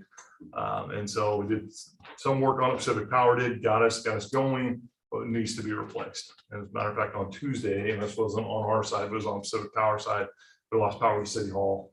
And it had us down for a little bit until they could fix that line. It's basically within the panel itself though, which isn't Pacific Power's problem. There's a bad connector on that, so the panel needs to be replaced. Is this a three-phase panel? Yeah. And is it 800 amp service? I think it's 400. Yeah, I think it's 400, but it's a full-blown cabinet on the exterior. Are you expanding are you gonna expand to like an 800 amp service, or are you gonna replace it as it is? We basically have a surplus box that would be very serviceable. It's a brand new box that's just been sitting up at the corporation yard for, I don't know, 7 or 8 years. I think it was purchased for a different project that didn't go through. And so anyway, so we actually had Matt Ferry with Northridge Electric come up, look at it, say, hey, can we reconfigure this existing box? Do a little touch-up paint and make it work for City Hall. And he said, yeah, that's very doable. And that's gonna save us quite a bit of money right there, because I think they're 10 or 15,000 just for that. Yeah, my concern is if you expand beyond, Pacific Power will require us to bring in our own dedicated transformer, which will double that price. Yeah. And 400 amps that's a large service. It is a for, large service. you know, for a building like that, so. So, just- Very good. That sounds like you got a quote from Matt on it. Yeah, Well, that's definitely a need on that side. it's expired though, so. So not included, like we talked about, you know, backhoe's about 160,000, and talking with Director Wiley, his priority was the Mini X this year. I've been trying to do one of these bigger type of purchases each and every year. And this is another one I'd like to circle back on, Courtyard Improvements. There's some real needs at the corporation yard. Director Olson, after this budget was kind of put together, we took a look at it. There's some interior improvements that need to be made to the space that the crews work out of. Jason's office, Kim Smith's office, that whole conference room area there is missing paneling on the side. The ceiling through old leaks is completely shot, needs to be replaced. There's some structural things with some of the columns that need to be addressed as well.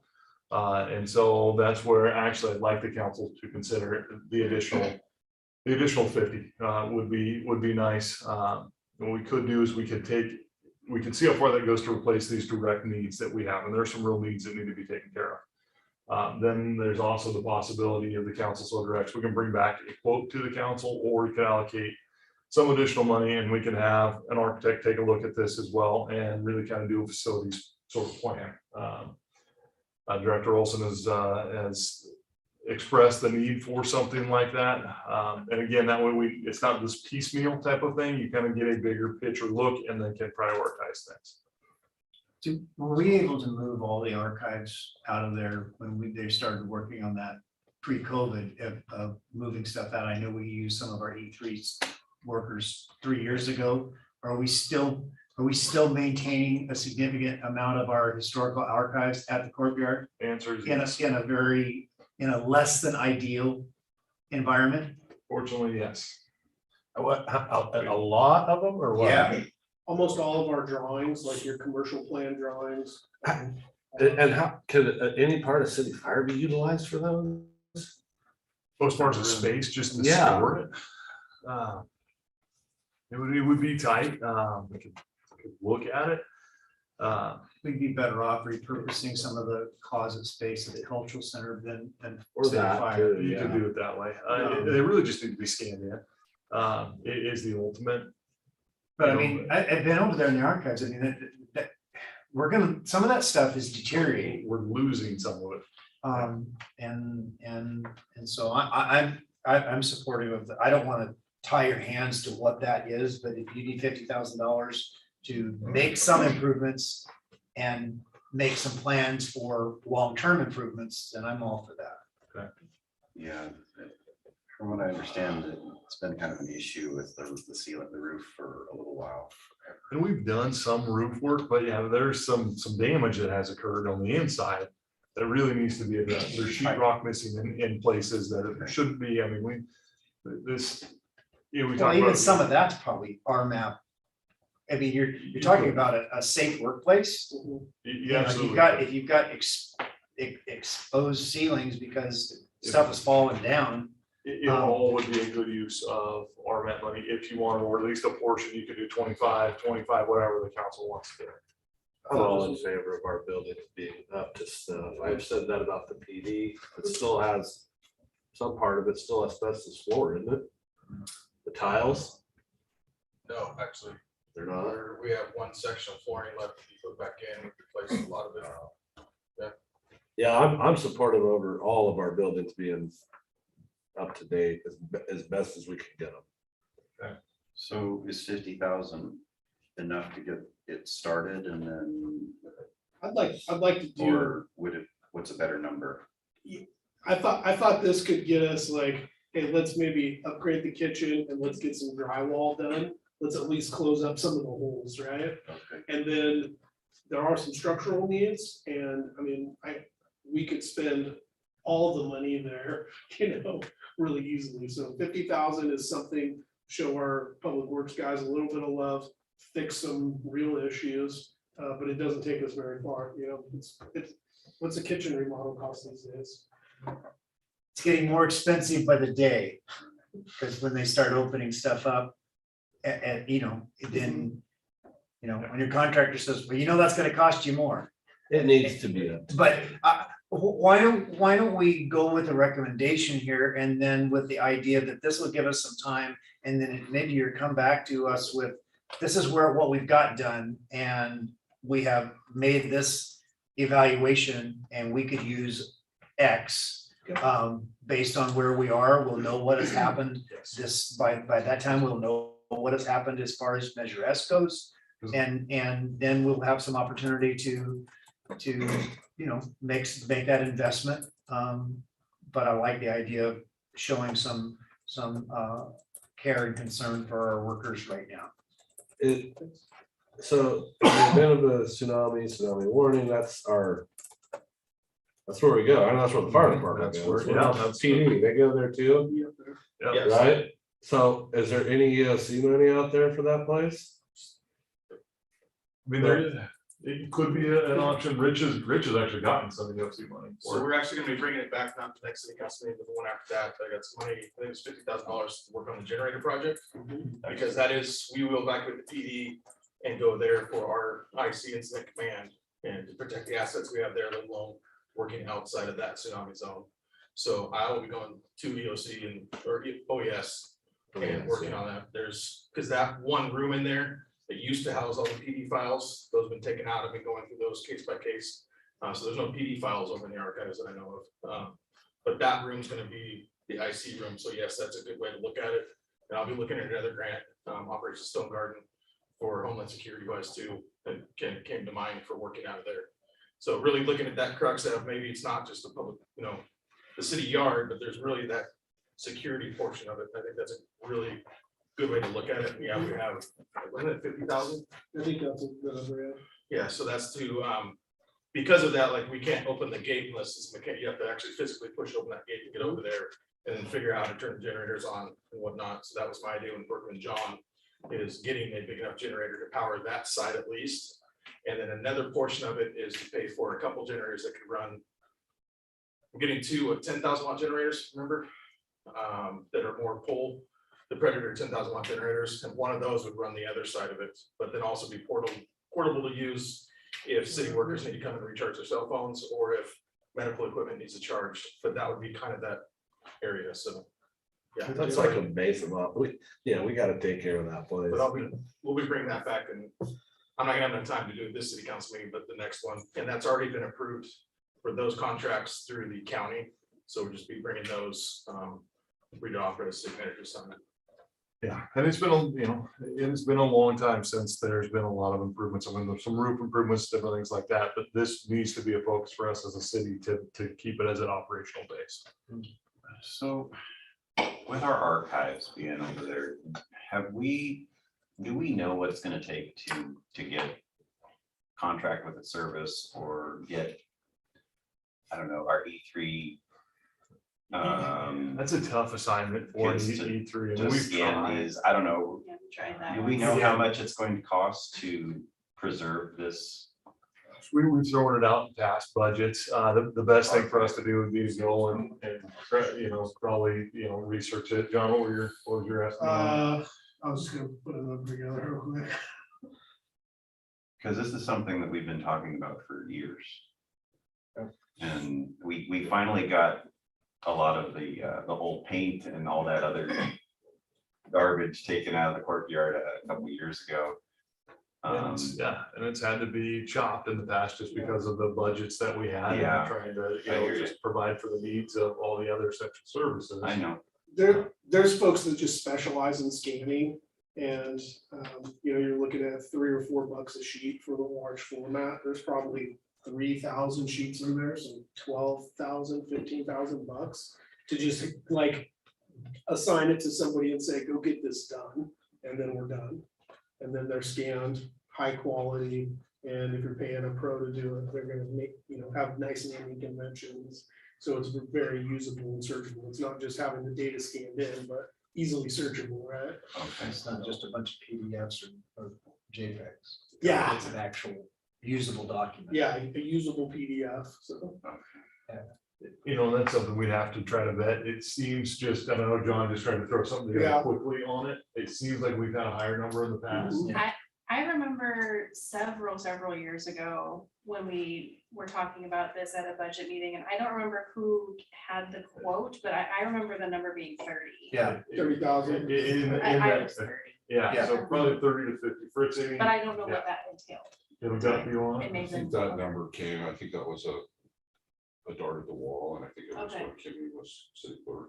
Okay. I'd like to see an assessment of that, and I mean, We can certainly. I know that we have a lot on our plate. But it's this particular thing that they're only gonna continue to deteriorate it if we leave them over there. So, With council direction, we can bring we can get a hold of the service, they can come in and give us a quote, we can bring it back.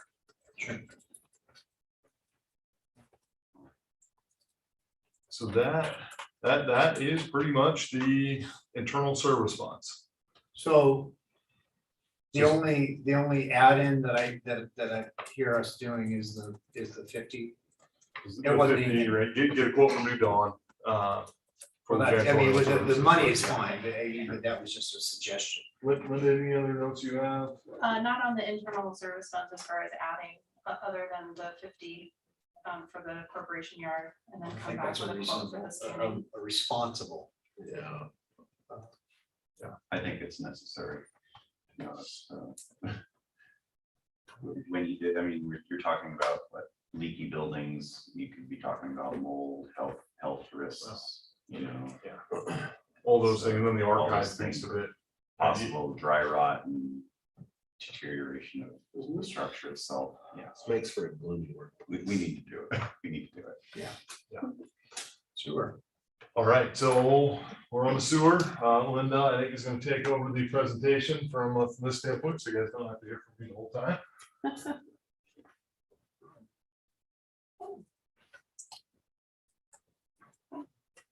Okay. I get the most fun one. Okay. So starting right off with the numbers, and then we'll talk about what's involved in these numbers.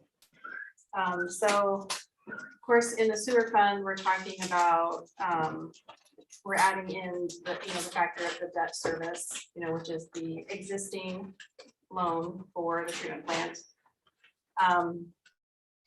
We are up to just under $1.7 million a year is that annual payment. You can see I've got the last 3 years of audited results in those first 3 columns, and then the current year budget, current year projected, and then what we're proposing for next year's budget. One thing that I did want to point out, because this can be very confusing, especially for the public, when we talk about working capital in the sewer fund, number one, that's not the same thing as fund balance, because when we're talking enterprise funds, working capital, and this sort of hurts my accountant heart to say it this way, but it's almost like cash, but it's not cash. But for thinking about, what it means in a practical sense, it's pretty close to like, how much money do you have to like keep your operation going? So what we are looking at is our working capital has decreased in actual real numbers over the last 3 audited fiscal years. Our working capital was, pretty high, but it is decreasing, and we knew that was going to happen. We've been communicating that for years now, that was coming, that was going to happen. And you can see one of the things that I want to point out in our last column there is that pretty much, second to last column in our projected for this year. If you look at our revenues, just under 5.3 million. You look at our operating expenses, 3.5 million, probably, we'll see where the actual number comes in. And our capital of 1.2. So our operating expense and our capital and our debt service, it's higher than our revenue. I mean, you can just see that, right? The working capital is going to keep decreasing. And it's decreasing significantly. So I hate to be doom and gloom, but this is where we are. The thing about the CIP is we budget for these projects, and often they take multiple years to actually happen. So when the council approves the project, I transfer that money into the capital fund. It doesn't actually reduce the working capital until the project happens, just because of the way the math works. So some of the money that is sitting in your working capital balance, we already know is going to be spent on capital projects. So like for the fiscal year 21, the last audit that we have, our working capital of 5.6 million, a chunk of that is already programmed for capital improvements and will automatically decrease as those projects happen. And that's going to keep happening into the future. So what is included in this proposed budget? So Director Olson worked with Jacobs Engineering to come up with a prioritized list of projects. And the list of projects is much, much longer than what you will see here. Director Olson and Jacobs worked together to come up with the top 10 or 12, I forget the exact number, of projects, and that's what's presented. Partly because of a budget, standpoint, we can't just spend our money down to zero, but also partly just a timing, standpoint. How many projects can you get done in a given year? You can't do everything all at the same time. But these were some of the highest priorities that you'll see in this budget. The first one is just as a reminder, we have, because of our reorganization, we are dedicating some staff time to this sort of new department, which is economic development / grants. So the grant coordinator is working on grant proposals and grant tracking and stuff for all of the funds, including the sewer fund. And that is being paid out of that ARPA allocation that we had talked about the other day. We have a new incubator needed at the lab.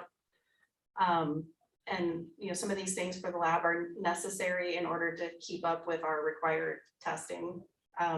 The building, the lab building has some rain damage, water leak damage, I guess, from rain. So there's a window and a wall that needs some need some repair. There's 2 grants that are in this current year that we're gonna be carrying over until they're finished. One is the feasibility study for the water recycling, and one is the technical assistance planning grant that is to come up with the improvements for the treatment plant. Correct? Okay. The sewer fund, like all of the other funds, pays its share of those equipment purchases that we showed you on that equipment slide. So what we do is we look at each piece of equipment that's being purchased and where is it going to be used. And so the sewer fund pays, you know, if it's going to, for example, if the sewer fund is going to be used by somebody who spends 10% of their time, you know, we're buying a truck for somebody and that person spends 10% of their time doing sewer work, 10% of the cost of the truck goes to the sewer fund. That's just kind of how that works. So anyway, about 66,000 is the sewer fund's share of that whole list of equipment. We had 65,000 already budgeted this year that we've transferred over for the boiler. And I believe that was to get it started and get the engineering done. If I'm speaking out of turn, just poke me. But then to actually install and, you know, purchase and install. Secondary clarifier valves, primary effluent flow. Some of these, if you would like details on what the projects are, Mr. Olson is right here. There's lighting upgrades for the chem room, chlorine analyzer plus a spare. I guess I don't have to read all these out loud to you, but these were the top 12 or so needs that Jacob said. These are the things that need to happen first, and we think we can get these done. One that we really should talk about is the last one on this particular slide, to camera and provide an assessment of all of the city lines and manholes. So when somebody, I believe it was Mayor Greeno, brought up Margie Street the other day. So when we have, you know, a manhole that fails and causes significant disruption and huge expense, it would be really great if we knew ahead of time what the condition was. So this is to do half in 1 year, and then we would propose to do the other half in the second year. And this, yeah, and this is consistent with our sanitary sewer management plan that we publish on a periodic basis, just updated. It says we will do this as part of a best practice, right? We're gonna check out our lines, we're gonna evaluate our manholes. This brings the crew in that specializes in that and just gets it knocked out. We've tried to use our own team, joint camera with county, and it just doesn't get done. it's a really huge project, so. And then, as Mr. Olson pointed out, when we were discussing this project in our budget meeting, this is just the project to see where we are.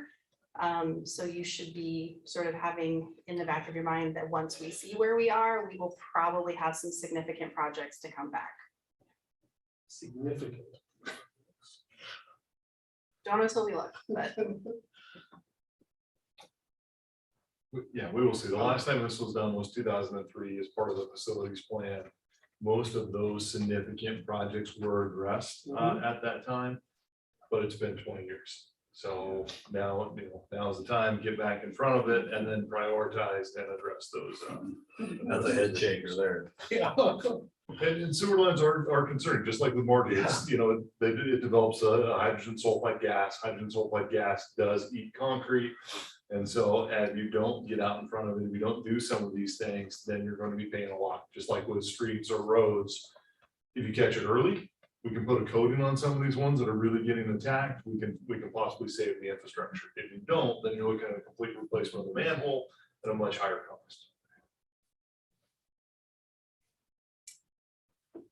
So we won't be working with the county on this stuff and we'll just be doing it on our own. This one, I put an olive branch out and said, hey, county, this is what we're doing.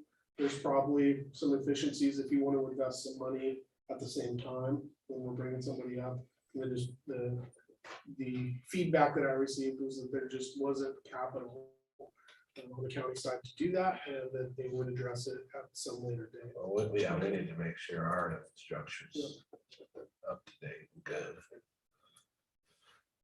maintain our lift stations, and if they can't get their stuff to the lift station, that's on them. I mean, that's the reality. I mean, we're going to maintain the lift stations. But if they allow their infrastructure to deteriorate, they're gonna, you can either make the investment and do it now, or you can, because that's, we'll say, you can pay me now, or you can pay me later. Yeah. I think that's really important. It's unfortunate that we haven't been able to utilize that camera more. We still utilize it. It's just, it's like, hey, I have a sinkhole here. Can we look at this lateral? Can we check out that storm drain? So we It's certainly. utilize it. reactionary, not It's not proactive. proactive though. So it is a great tool. Well, It's a I great mean, tool. how many hours would you say it's gonna take to Yeah. do this half? Right, if we Yeah. hire a consultant to come in and do half of just within the city in a year. We don't have the how long is that manpower gonna to take take off them? other project work to be doing all that. Yeah, that's That's what why it's not been done. that's what we've been realizing. Is we just we can't get it done. And then just as a reminder, this list is projects that the council has already authorized and funded. And so they will just continue to carry over until they are completed, they're in process. So you will see those on the carryover. So, Before- yeah, I'm sorry, Ms. No. Weaver, before we go on, just to go back to the things in the budget. I know that when we entered into the contract with Jacobs regarding contract operations, they still had some questions about the lab, whether they were gonna continue to maintain the lab. So I see that obviously taking care of the asset, the building issues is completely different. But are this need for this new incubator, what is the status as far as the operational use of the lab under Jacobs? So Jacobs doesn't operate the lab or maintain the lab. That was something that we offered in the RFP. They're not doing anything with it. So they're not doing anything with it. So it's 100% on us to do it.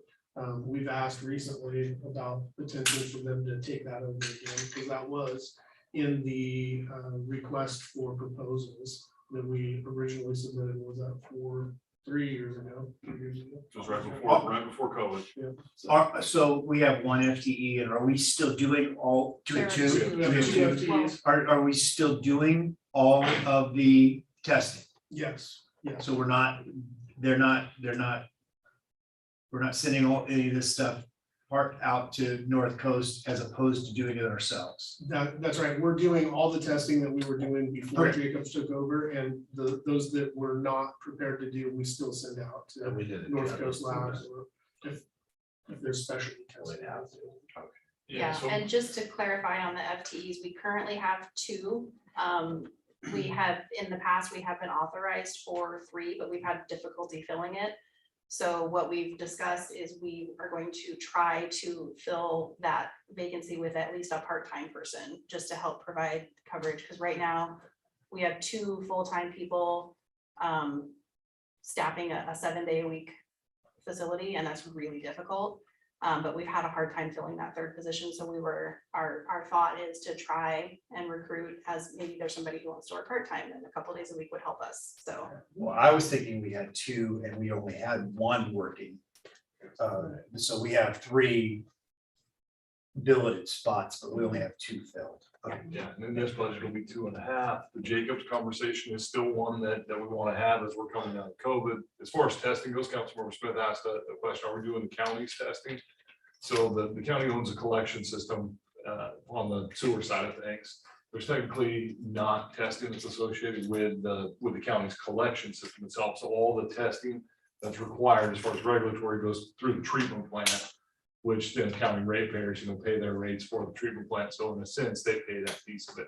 The lab does do outside testing on the water side of things primarily. So there are a bunch of small water systems that use this lab for their required regulatory testing. So there's several that are out there throughout the county itself. what this chart is showing you is year by year. The blue line is revenue. And then the bar is total expenses, and it's split into operating expenses, debt service, and capital. So you can see our projected for fiscal 22, you can see that blue line is right at the top of our operating expenses and our debt service. So for this year, that's what our revenue is covering, our operating expenses and our debt payment. What it is not able to cover is the capital. So the capital is coming out of working capital. And then going forward, you can see that we only included the next 2 years of proposed capital uses, and we don't even have projection beyond that yet. And still, the revenue is probably not going to be enough to cover even our operating and our debt service, which is why you see our working capital dropping quickly, which we've seen in the past.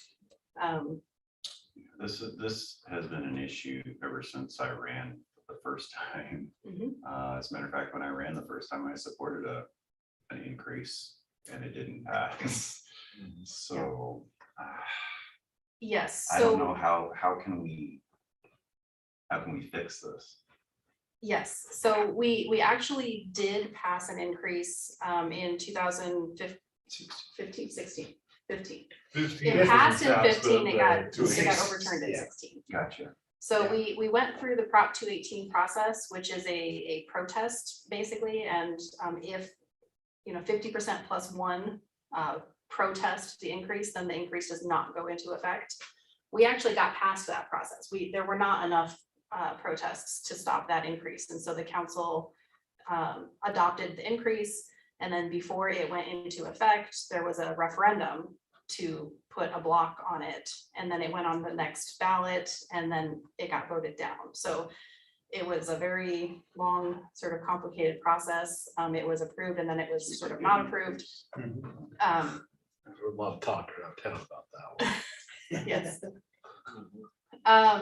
So what we're working on right now, the state has provided funding and actually hired a consultant that we are working with already to do a revenue rate study, which is the first step. We'll have to see what happens, obviously. Based on our projections, which have a couple of years ago, they were vetted by an outside financial consultant just to make sure that everything makes sense. Our financial projections were backed up by that, so we know that we are going to need to address this. Before we can go out for another Prop 218 process, we have to have this rate study, which is what we're working on already. So that's the next step. What's the time frame on that? I'm sorry. Do you remember what our deadline is? On the sewer side of things, we have an extension on that, so I think our goal is to hopefully have it done the first half of this year, basically. And then bring something back to council, so if directed, we could go through the 218 process. And then see if we could have something that would be ready to implement by July 1 of next year. Yeah, I think that was the time frame we discussed with the consultant. We're hoping to hit that. That all takes some time. The 218 process, there's a 45-day window to get it out to the public and receive their 218 protests, and then actually adopt the ordinance and then get it implemented. There's another at least 30 days there, but you have to introduce the ordinance, then adopt it. And so it's about a 4-month process from the time we start it to the time we could actually implement for the rate piece of it. And it's just really hard. I mean, like I was talking about, obviously costs have gone up since 2014. So by us not doing anything, our rates have essentially almost gone down, right, as far as what they're actually worth. Pacific Power announced that they're going to have a 25% increase to their rates starting January. It was a little more than 25%. Like 25.6 or something like that, which is more, just to be totally transparent, that is more than what I had projected in this budget that you're seeing. So we'll have to see what happens with that. But I was not anticipating that much of an increase. I can't even believe I'm saying this out loud.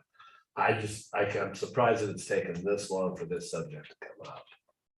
Well, it's been on our radar, and as a staff, we've been directed, by council to basically try to do everything that we can, to try to look at other options. And we have found several grants and tried to implement those grants. The other piece of it is the staffing at the treatment plant has not been where we wanted it, just due to turnover. And with that, sometimes there's some cost savings. That also comes in the form of not doing what we really need to do at this treatment plant as far as maintenance goes. Yeah. Jacobs has stabilized that piece of it. You're starting to see the maintenance get done. You're starting to see some of these capital improvements get done, which is great for the plant and what we need to do as a utility.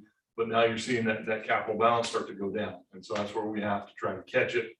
The sooner we can make an adjustment, the better off we're going to be. Yeah, and Why- oh, sorry. Sorry, why is the maintenance such a problem We with? didn't have the staff, just to because get it done. They didn't have a staff? No, We no, did wait, have the we- staff before. before Jacobs. took Before over. jail. Yeah. Between Okay, 2014 and 2019, right, you'll actually see that our balance was going up. Because every time somebody got trained up to a 3, they went and worked for the prison. I don't know how many operators we ended up losing during that time. And so we would pay all their training, right? And then they would then leave. And our projects were not getting accomplished. okay. So Because it took us we would hire somebody in as an operator in training. They would stay with us for a couple of years. We would pay for all their training and their certification. And then as soon as they got that, they would leave. And so in that in between time, we very rarely had enough people that were trained enough to both run the plant and do these projects. It just was it was an unsustainable model, which is why we ended up going to Jacobs. And also, so when that rate increase was, I don't know, overturned or Overturned. rejected or whatever the term would be, since the community said, no, we don't want this rate increase, council directed us, what else can we do? And we have done a lot to try to not lose ground. We went back to the state and we renegotiated the loan. That saved $15 million almost. And we moved to this contract operations model. Just that transition took a huge amount of staff time to prepare for and research, and that was like a year, I think, of work to put that in place. We've been, going after grants. You saw a couple grants on the carryover list, trying to do everything that we can before asking for a rate increase. And what we're seeing now is that we've done kind of what we can, and now it's time to do this rate study. One thing that I would encourage the council and staff, if coming out of the rate study, if they're, and I understand the idea that you only want to go ask once, and I support that. But coming out of the rate study, if there's not a clear consensus direction or opinion on how to move forward with an actual rate increase, then I would encourage the council and staff to look at, and it's up here on a bullet point, the need to consider inflation in CIP. I've advocated for this for years, that there needs to be a CPI inflation component on our rate structure. We do that with solid waste with our contractors, because we know that operational costs go up every year when you're providing a service. And the same thing is true here. And you put a cap on it, and so that the ratepayer can't get gouged with a huge increase in their bill. But if we know that it's going to cost more next year to provide this same service, and we never do any cost adjustments on these incremental basis to keep us, it's never going to catch us up, but it keeps us from falling further behind the curve. We've done nothing since 2014 when it comes to revenue. Nothing. We've done cost savings, we've done efficiencies, we've saved some money, maybe $1 million with contract management. But from a revenue standpoint, if we could have come out of that in 2016 and immediately reloaded with, we hear you, but here's our argument. We need to make sure that we continue to provide you quality services and you understand that there's increases built in everything else. And in 17 and 18, those numbers would have been like 1% or less because of where CPI was. And so it wouldn't have had a significant impact, and we could have told that story. Anyway, I don't want to rehash, but if we're not ready to go, if the council doesn't have the appetite to step full into implementation of an entire new rate structure, at the very least, I would encourage the council staff to, come up with a sustainable model for inflation so that that's in place. And I think it's a lot easier to sell to the general public than, oh, your bill's going up X. And it's a fiscally responsible approach to asset management as far as I'm concerned. I If would I agree could with just you. say a couple of things. First, there were a couple cases after our 26 referendum that clarified that if we do pass another rate increase through Prop 218, those rates would not be subject to a referendum. And that wasn't, in the Prop 218, we had all sewer users were able to vote or participate in that process. The referendum is just city residents. Right. Who are controlling what happened there.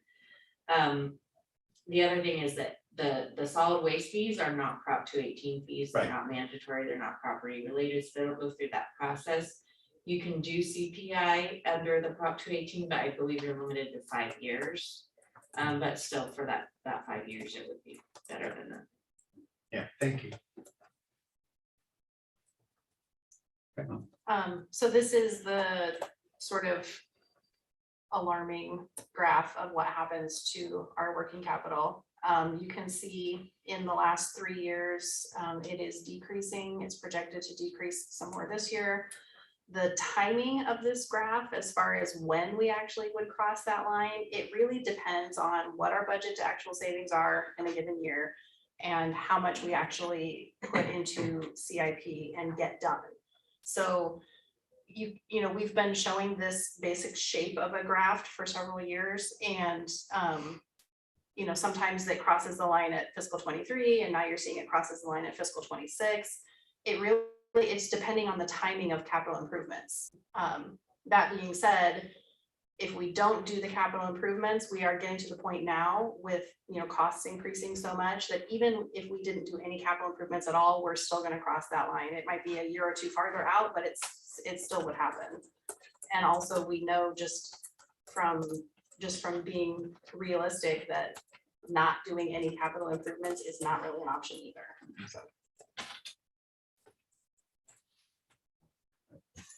I'm pleased to hear that we're going to be going through that process and hopefully seeing something soon on that. It's not sustainable as it is, and we need to do what we can to try to make it a sustainable system. I'm not sure I would support the inflation portion at this time. But No, I'm not talking about doing it now. I just think that going into looking at this next year, putting something in place for long-term management of the asset. I think long-term, yeah, we need to look at that. I agree with you there. Not now.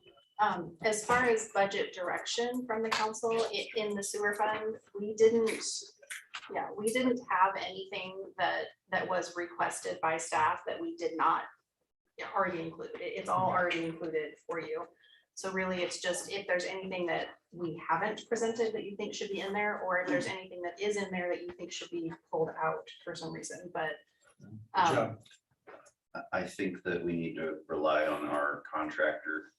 There's a reason we pay Jacobs for what they do. And is there anything that in the conversations with Jacobs that they felt wasn't on this list but needed to be, was close to being really necessary? I'm sure there were several things probably. Yeah, the list was like that long. Oh my goodness. 12-point fonted. I basically had them prioritized 1 through 30, and then we revisited that a couple of times in this past year. and just said, okay, is this still the list, or, you know, what am I gonna present? And we basically just pressed this down and said, I think this is what we can afford. And then we've also just looked at what Jacobs can do, like with the outside contractor, like, hey, Jacobs, can you do as much of the arrangement, procurement, help us with those processes? And then the city staff is doing some of those procurements too. So we're gaining some value. I mean, in fact, the digester cleaning that's happening right now. When we got a quote, it was $250,000 2 years ago. And we're getting this done in the range of about 120, something like that. So that's value added by Jacobs, because they knew who to call, they got the right contractor, and now we're gonna get it done. So there's some value added there, and we're trying to divvy up some of the work too. Okay. None in the 5-year capital plan to try to smooth it out based on priorities as well, as far as just what is needed, and it's about $1 million per year, if I remember correctly. So That's you've got $1 million in this year, there's $1 million next year, $1 million out, you know, which is kind of driving some of these trends that you see on Linda's graph. So there's the laundry list of things to do is there. substantial. Yeah, and then And, let me add just Yeah, one thing. yeah. We're doing Jacobs owes us this baby condition assessment, which they've been working through. It's like 80% of the way there. The electrical piece is what's missing. It hasn't been assessed yet. We're also, we received that almost $400,000 in grants. We're engaged with Jacobs, so they're looking at that facility plan. What are we gonna do with the digester? What are we gonna do with the rotating biological contactors, which are fun. So there's gonna be some capital improvement recommendations that we're gonna see in 24 months that are gonna be significant also. yeah, and I was just gonna say, I mean, estimating, you know, $1 million a year in capital needs, it sounds like a really large number. But if you think about the fact that the treatment plant renovation was $45 million, and that was, you know, 12 years ago, we're only talking about, you know, a 2% per year, you know, replacement. That's not really, and that's only considering the treatment plant. You know, there are other things too. So it's a big number, but considering what we're trying to maintain, it's probably reasonable. Just a quick question. So I know that we have our grants coordinator now, and so they're going to be going after as many grants as we can on the state level. I know we haven't really talked about this when it comes to CDBG. Is there a program in CDBG where we can possibly utilize that for these kind of projects, or is CDBG more tailored towards other things? Possibly, and a lot of times it has to go towards residential and low income. Right, and we did get CDBG funds for the B Street and the Second Street Okay. projects, for the sewer main rehabilitation. like, Because or they were the whatever. primary collectors for those residential neighborhoods. Right, but for CDBG grants, yeah, it typically has to benefit low income residential, Directly. you know, something, which is why, like, for the Front Street grant, you know, because that was to reduce flooding in those areas that collect there, and that was a residential neighborhood.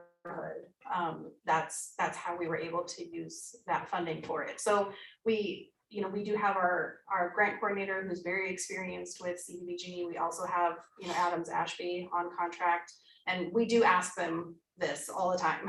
What can we do? What can we do? What might fit?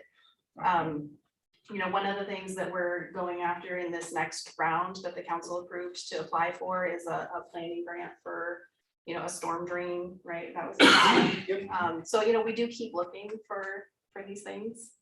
And we're also utilizing the technical assistance program, which is basically the water board has a suite of consultants. In fact, that's how we ended up getting some money for the rate study. So, and those are easy. It's a 1-pager. I send it in. If they decide to fund it, we don't sign a contract with anybody other than, we don't sign a contract with anybody. The consultant works with us. The water board pays them. They're under a contract with the water board. So we've had some really, really sweet deals. It was push button, get bananas. So, I mean, Great. so we're gonna continue to try to utilize those for targeted elements, when it makes sense, so. That was a Tom Rooms. That's great. I don't know what that makes us though. But the grants coordinator has already applied for some grants for water and sewer type funds, the generator one with Callaway. Yes, and so looking for other opportunities even outside of CDBG. And then one last just little plug for Jacobs, as I was kind of thinking about it with employees. We had some really good employees that then transferred over to Jacobs, and Austin Nova was one of those. And now Austin Nova is your plant manager for this facility. So, you know, he is growing within the organization and is doing a great job. So from that standpoint, there's been some real wins. That is great to hear. Okay. Well, thank you. Does the council have anything further? Anything further on sewer fund? Do we have any public comment on what we've discussed so far? Anybody on Zoom? No. How do I don't know how to. No, I got it. Oh, Oh, okay. Thank you. Just, bring it back. We're good? Okay. We're good. Thank you. Okay.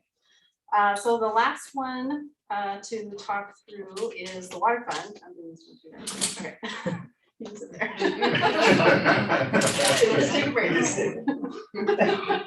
Leave the first half of the This is the price of being right. Exactly. Take it away. And what- Okay. Okay. Okay, so so you can see on this chart, it's set up the same way I set up the sewer fund chart. You can see 3 years of audited results, revenues, operating expenses, debt service, and capital. You can see our working capital, it's fluctuating a bit up and down. This was planned years ago. The working capital of, you know, $2.5 to $3 million is pretty high for a fund of this size.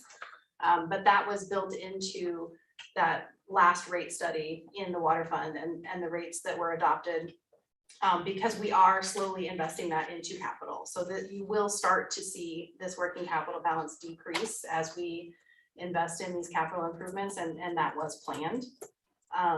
We have some pretty significant, you know, capital improvement projects in the budget right now that are you'll see them roll forward until they're finished.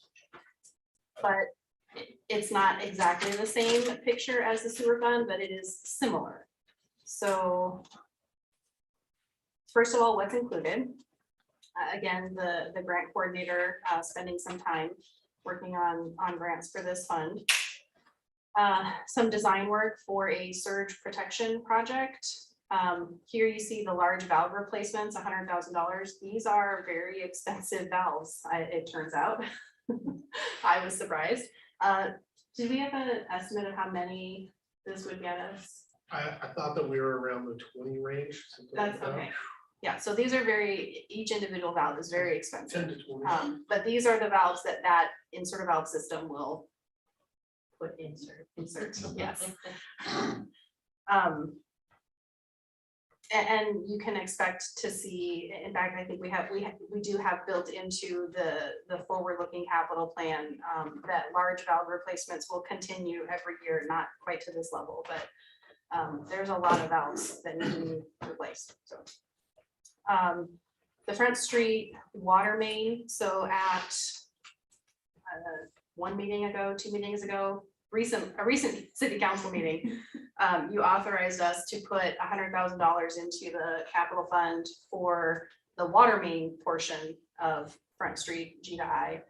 And that's to buy the materials. This 50,000 is on top of that for actually putting them in. So, because that won't happen until this upcoming year. And then the share of vehicle and equipment purchases, 153,000. You can see this one is larger than in the sewer fund, largely because of that insert valve system that comes completely out of the water fund, because no other fund has valves like that. I believe the water fund does have a bigger percentage of like the mini excavator as Yes. well, just simply because we're gonna use it more on the water system than what we plan on using it for the sewer, or even on the general fund side of things. The city operates, maintains, fixes all of the water leaks and whatnot throughout the entire system. So it's not just city only. It goes into the adjacent areas that we service water to. So there's 18,000 services, or we serve about 18,000 people on the water system. That's why this has a larger share. And again, the projects that are already in the capital budget, if they're not finished in the next 28 days, they will carry forward.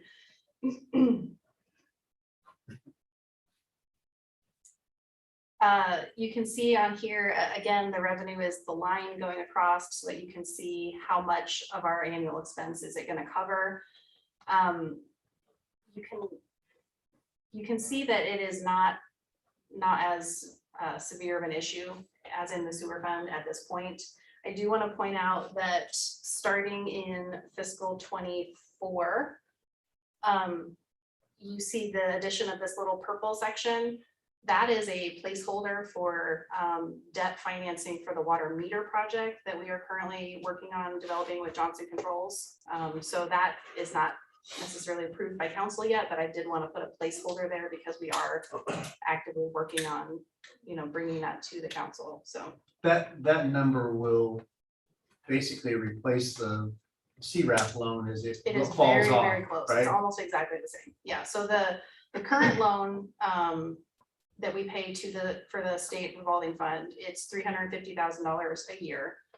And we pay it in 2 payments per year. In fiscal year 24, we make one final payment of $175,000 and then it's done. And that's also about the timing of when we think, assuming we do this water meter project, it would probably start up, and it's Really close. projected to be a really close number. So it's just sort of replacing that debt service. And that's definitely a needed project, the water meter replacement. We're currently short-staffed on the public works standpoint, and reading the meters is a challenge, and so we're focusing on it right now, but it has all of our attention, including, the utility billing side of things, to try to get those meters read so we get accurate bills to people rather than trying to estimate, which then creates issues on the backside. Yes, it does. Yeah, it is out there doing it. Well, he was moving down my street. We lit some fires today to Yes. try to make sure how, people knew how important it was. And we do have some really good people out there right now. Michael McLean, I think, is probably the gentleman that you saw working really hard. He was also the gentleman that was working at, I think he started at 5:30 this morning with a weed eater going down 3rd Street to get ready for First Friday. And now he's, as we speak, he's still working reading meters. So he's doing a really good job. We're fortunate. Yes, but moving to an automatic read system, assuming the council moves forward with that project, will save all of that time. And as we talked about before, the potential for workers' comp issues with, somebody having to physically read 4,000 meters a month.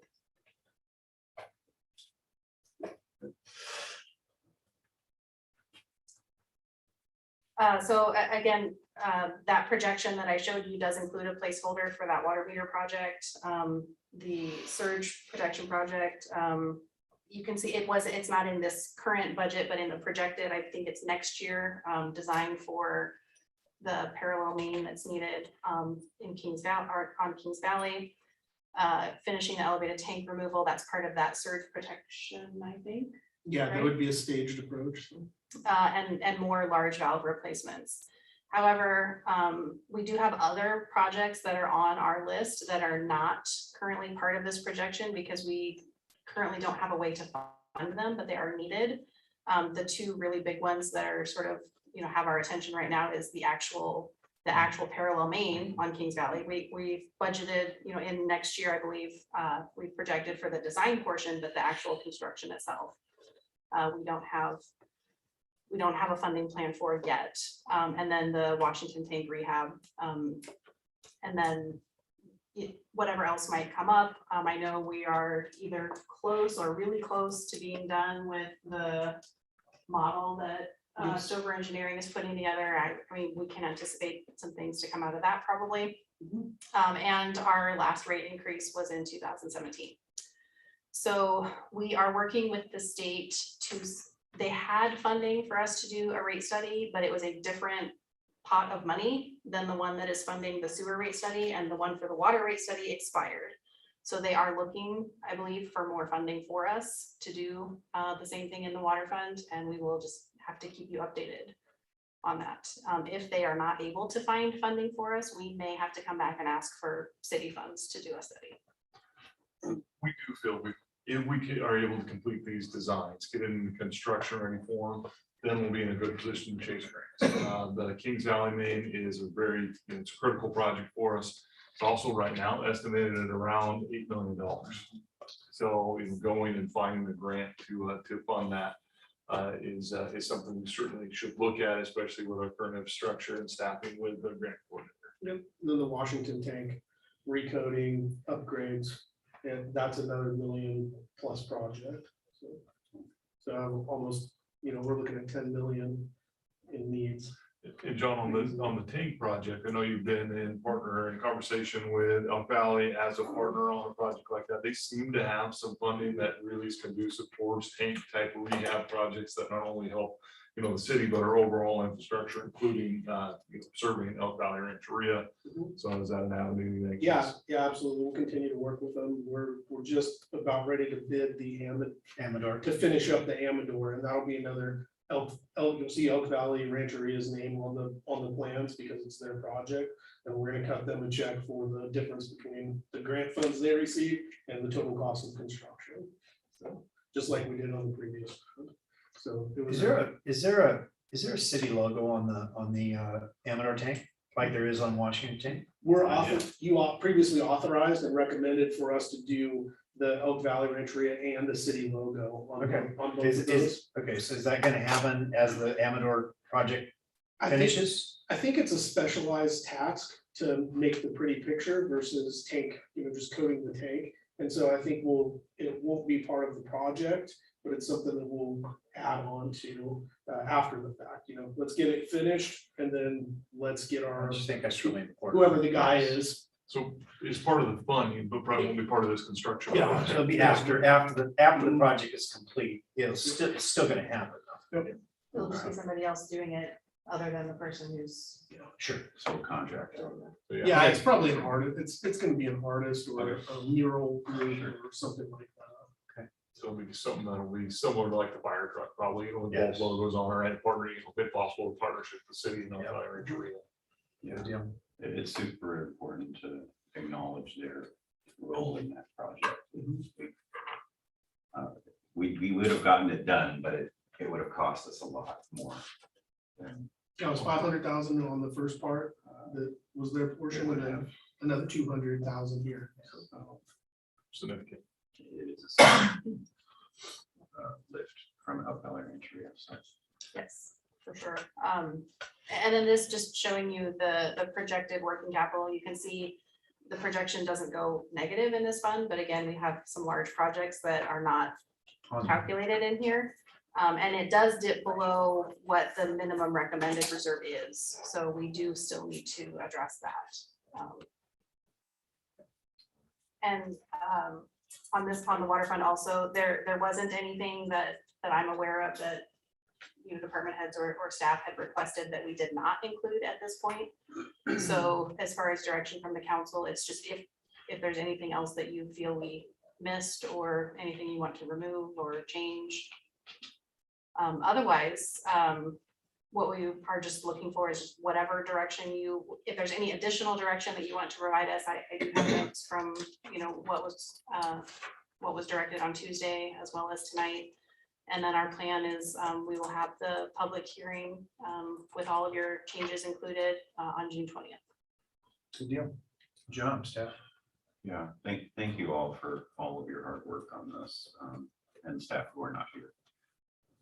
I don't personally have anything extra to add. We've had a in-depth conversation over the last couple meetings. Does anyone on the council have anything else to add? Good job.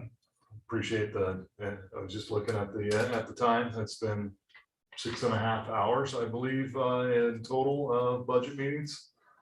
So thank you, council, for all of your attention and effort and whatnot. And like you say, from a staff standpoint, it's definitely, video if you've got a little funny there. Definitely been a lot of work, but appreciate all of the consideration, and we'll package this up, bring it back on June 20th. All right, well, thank you. With that, we'll call this meeting adjourned until our next regularly scheduled meeting on June 6th at the Flynn Center. Hey, how did the Operation Clean Sweep go?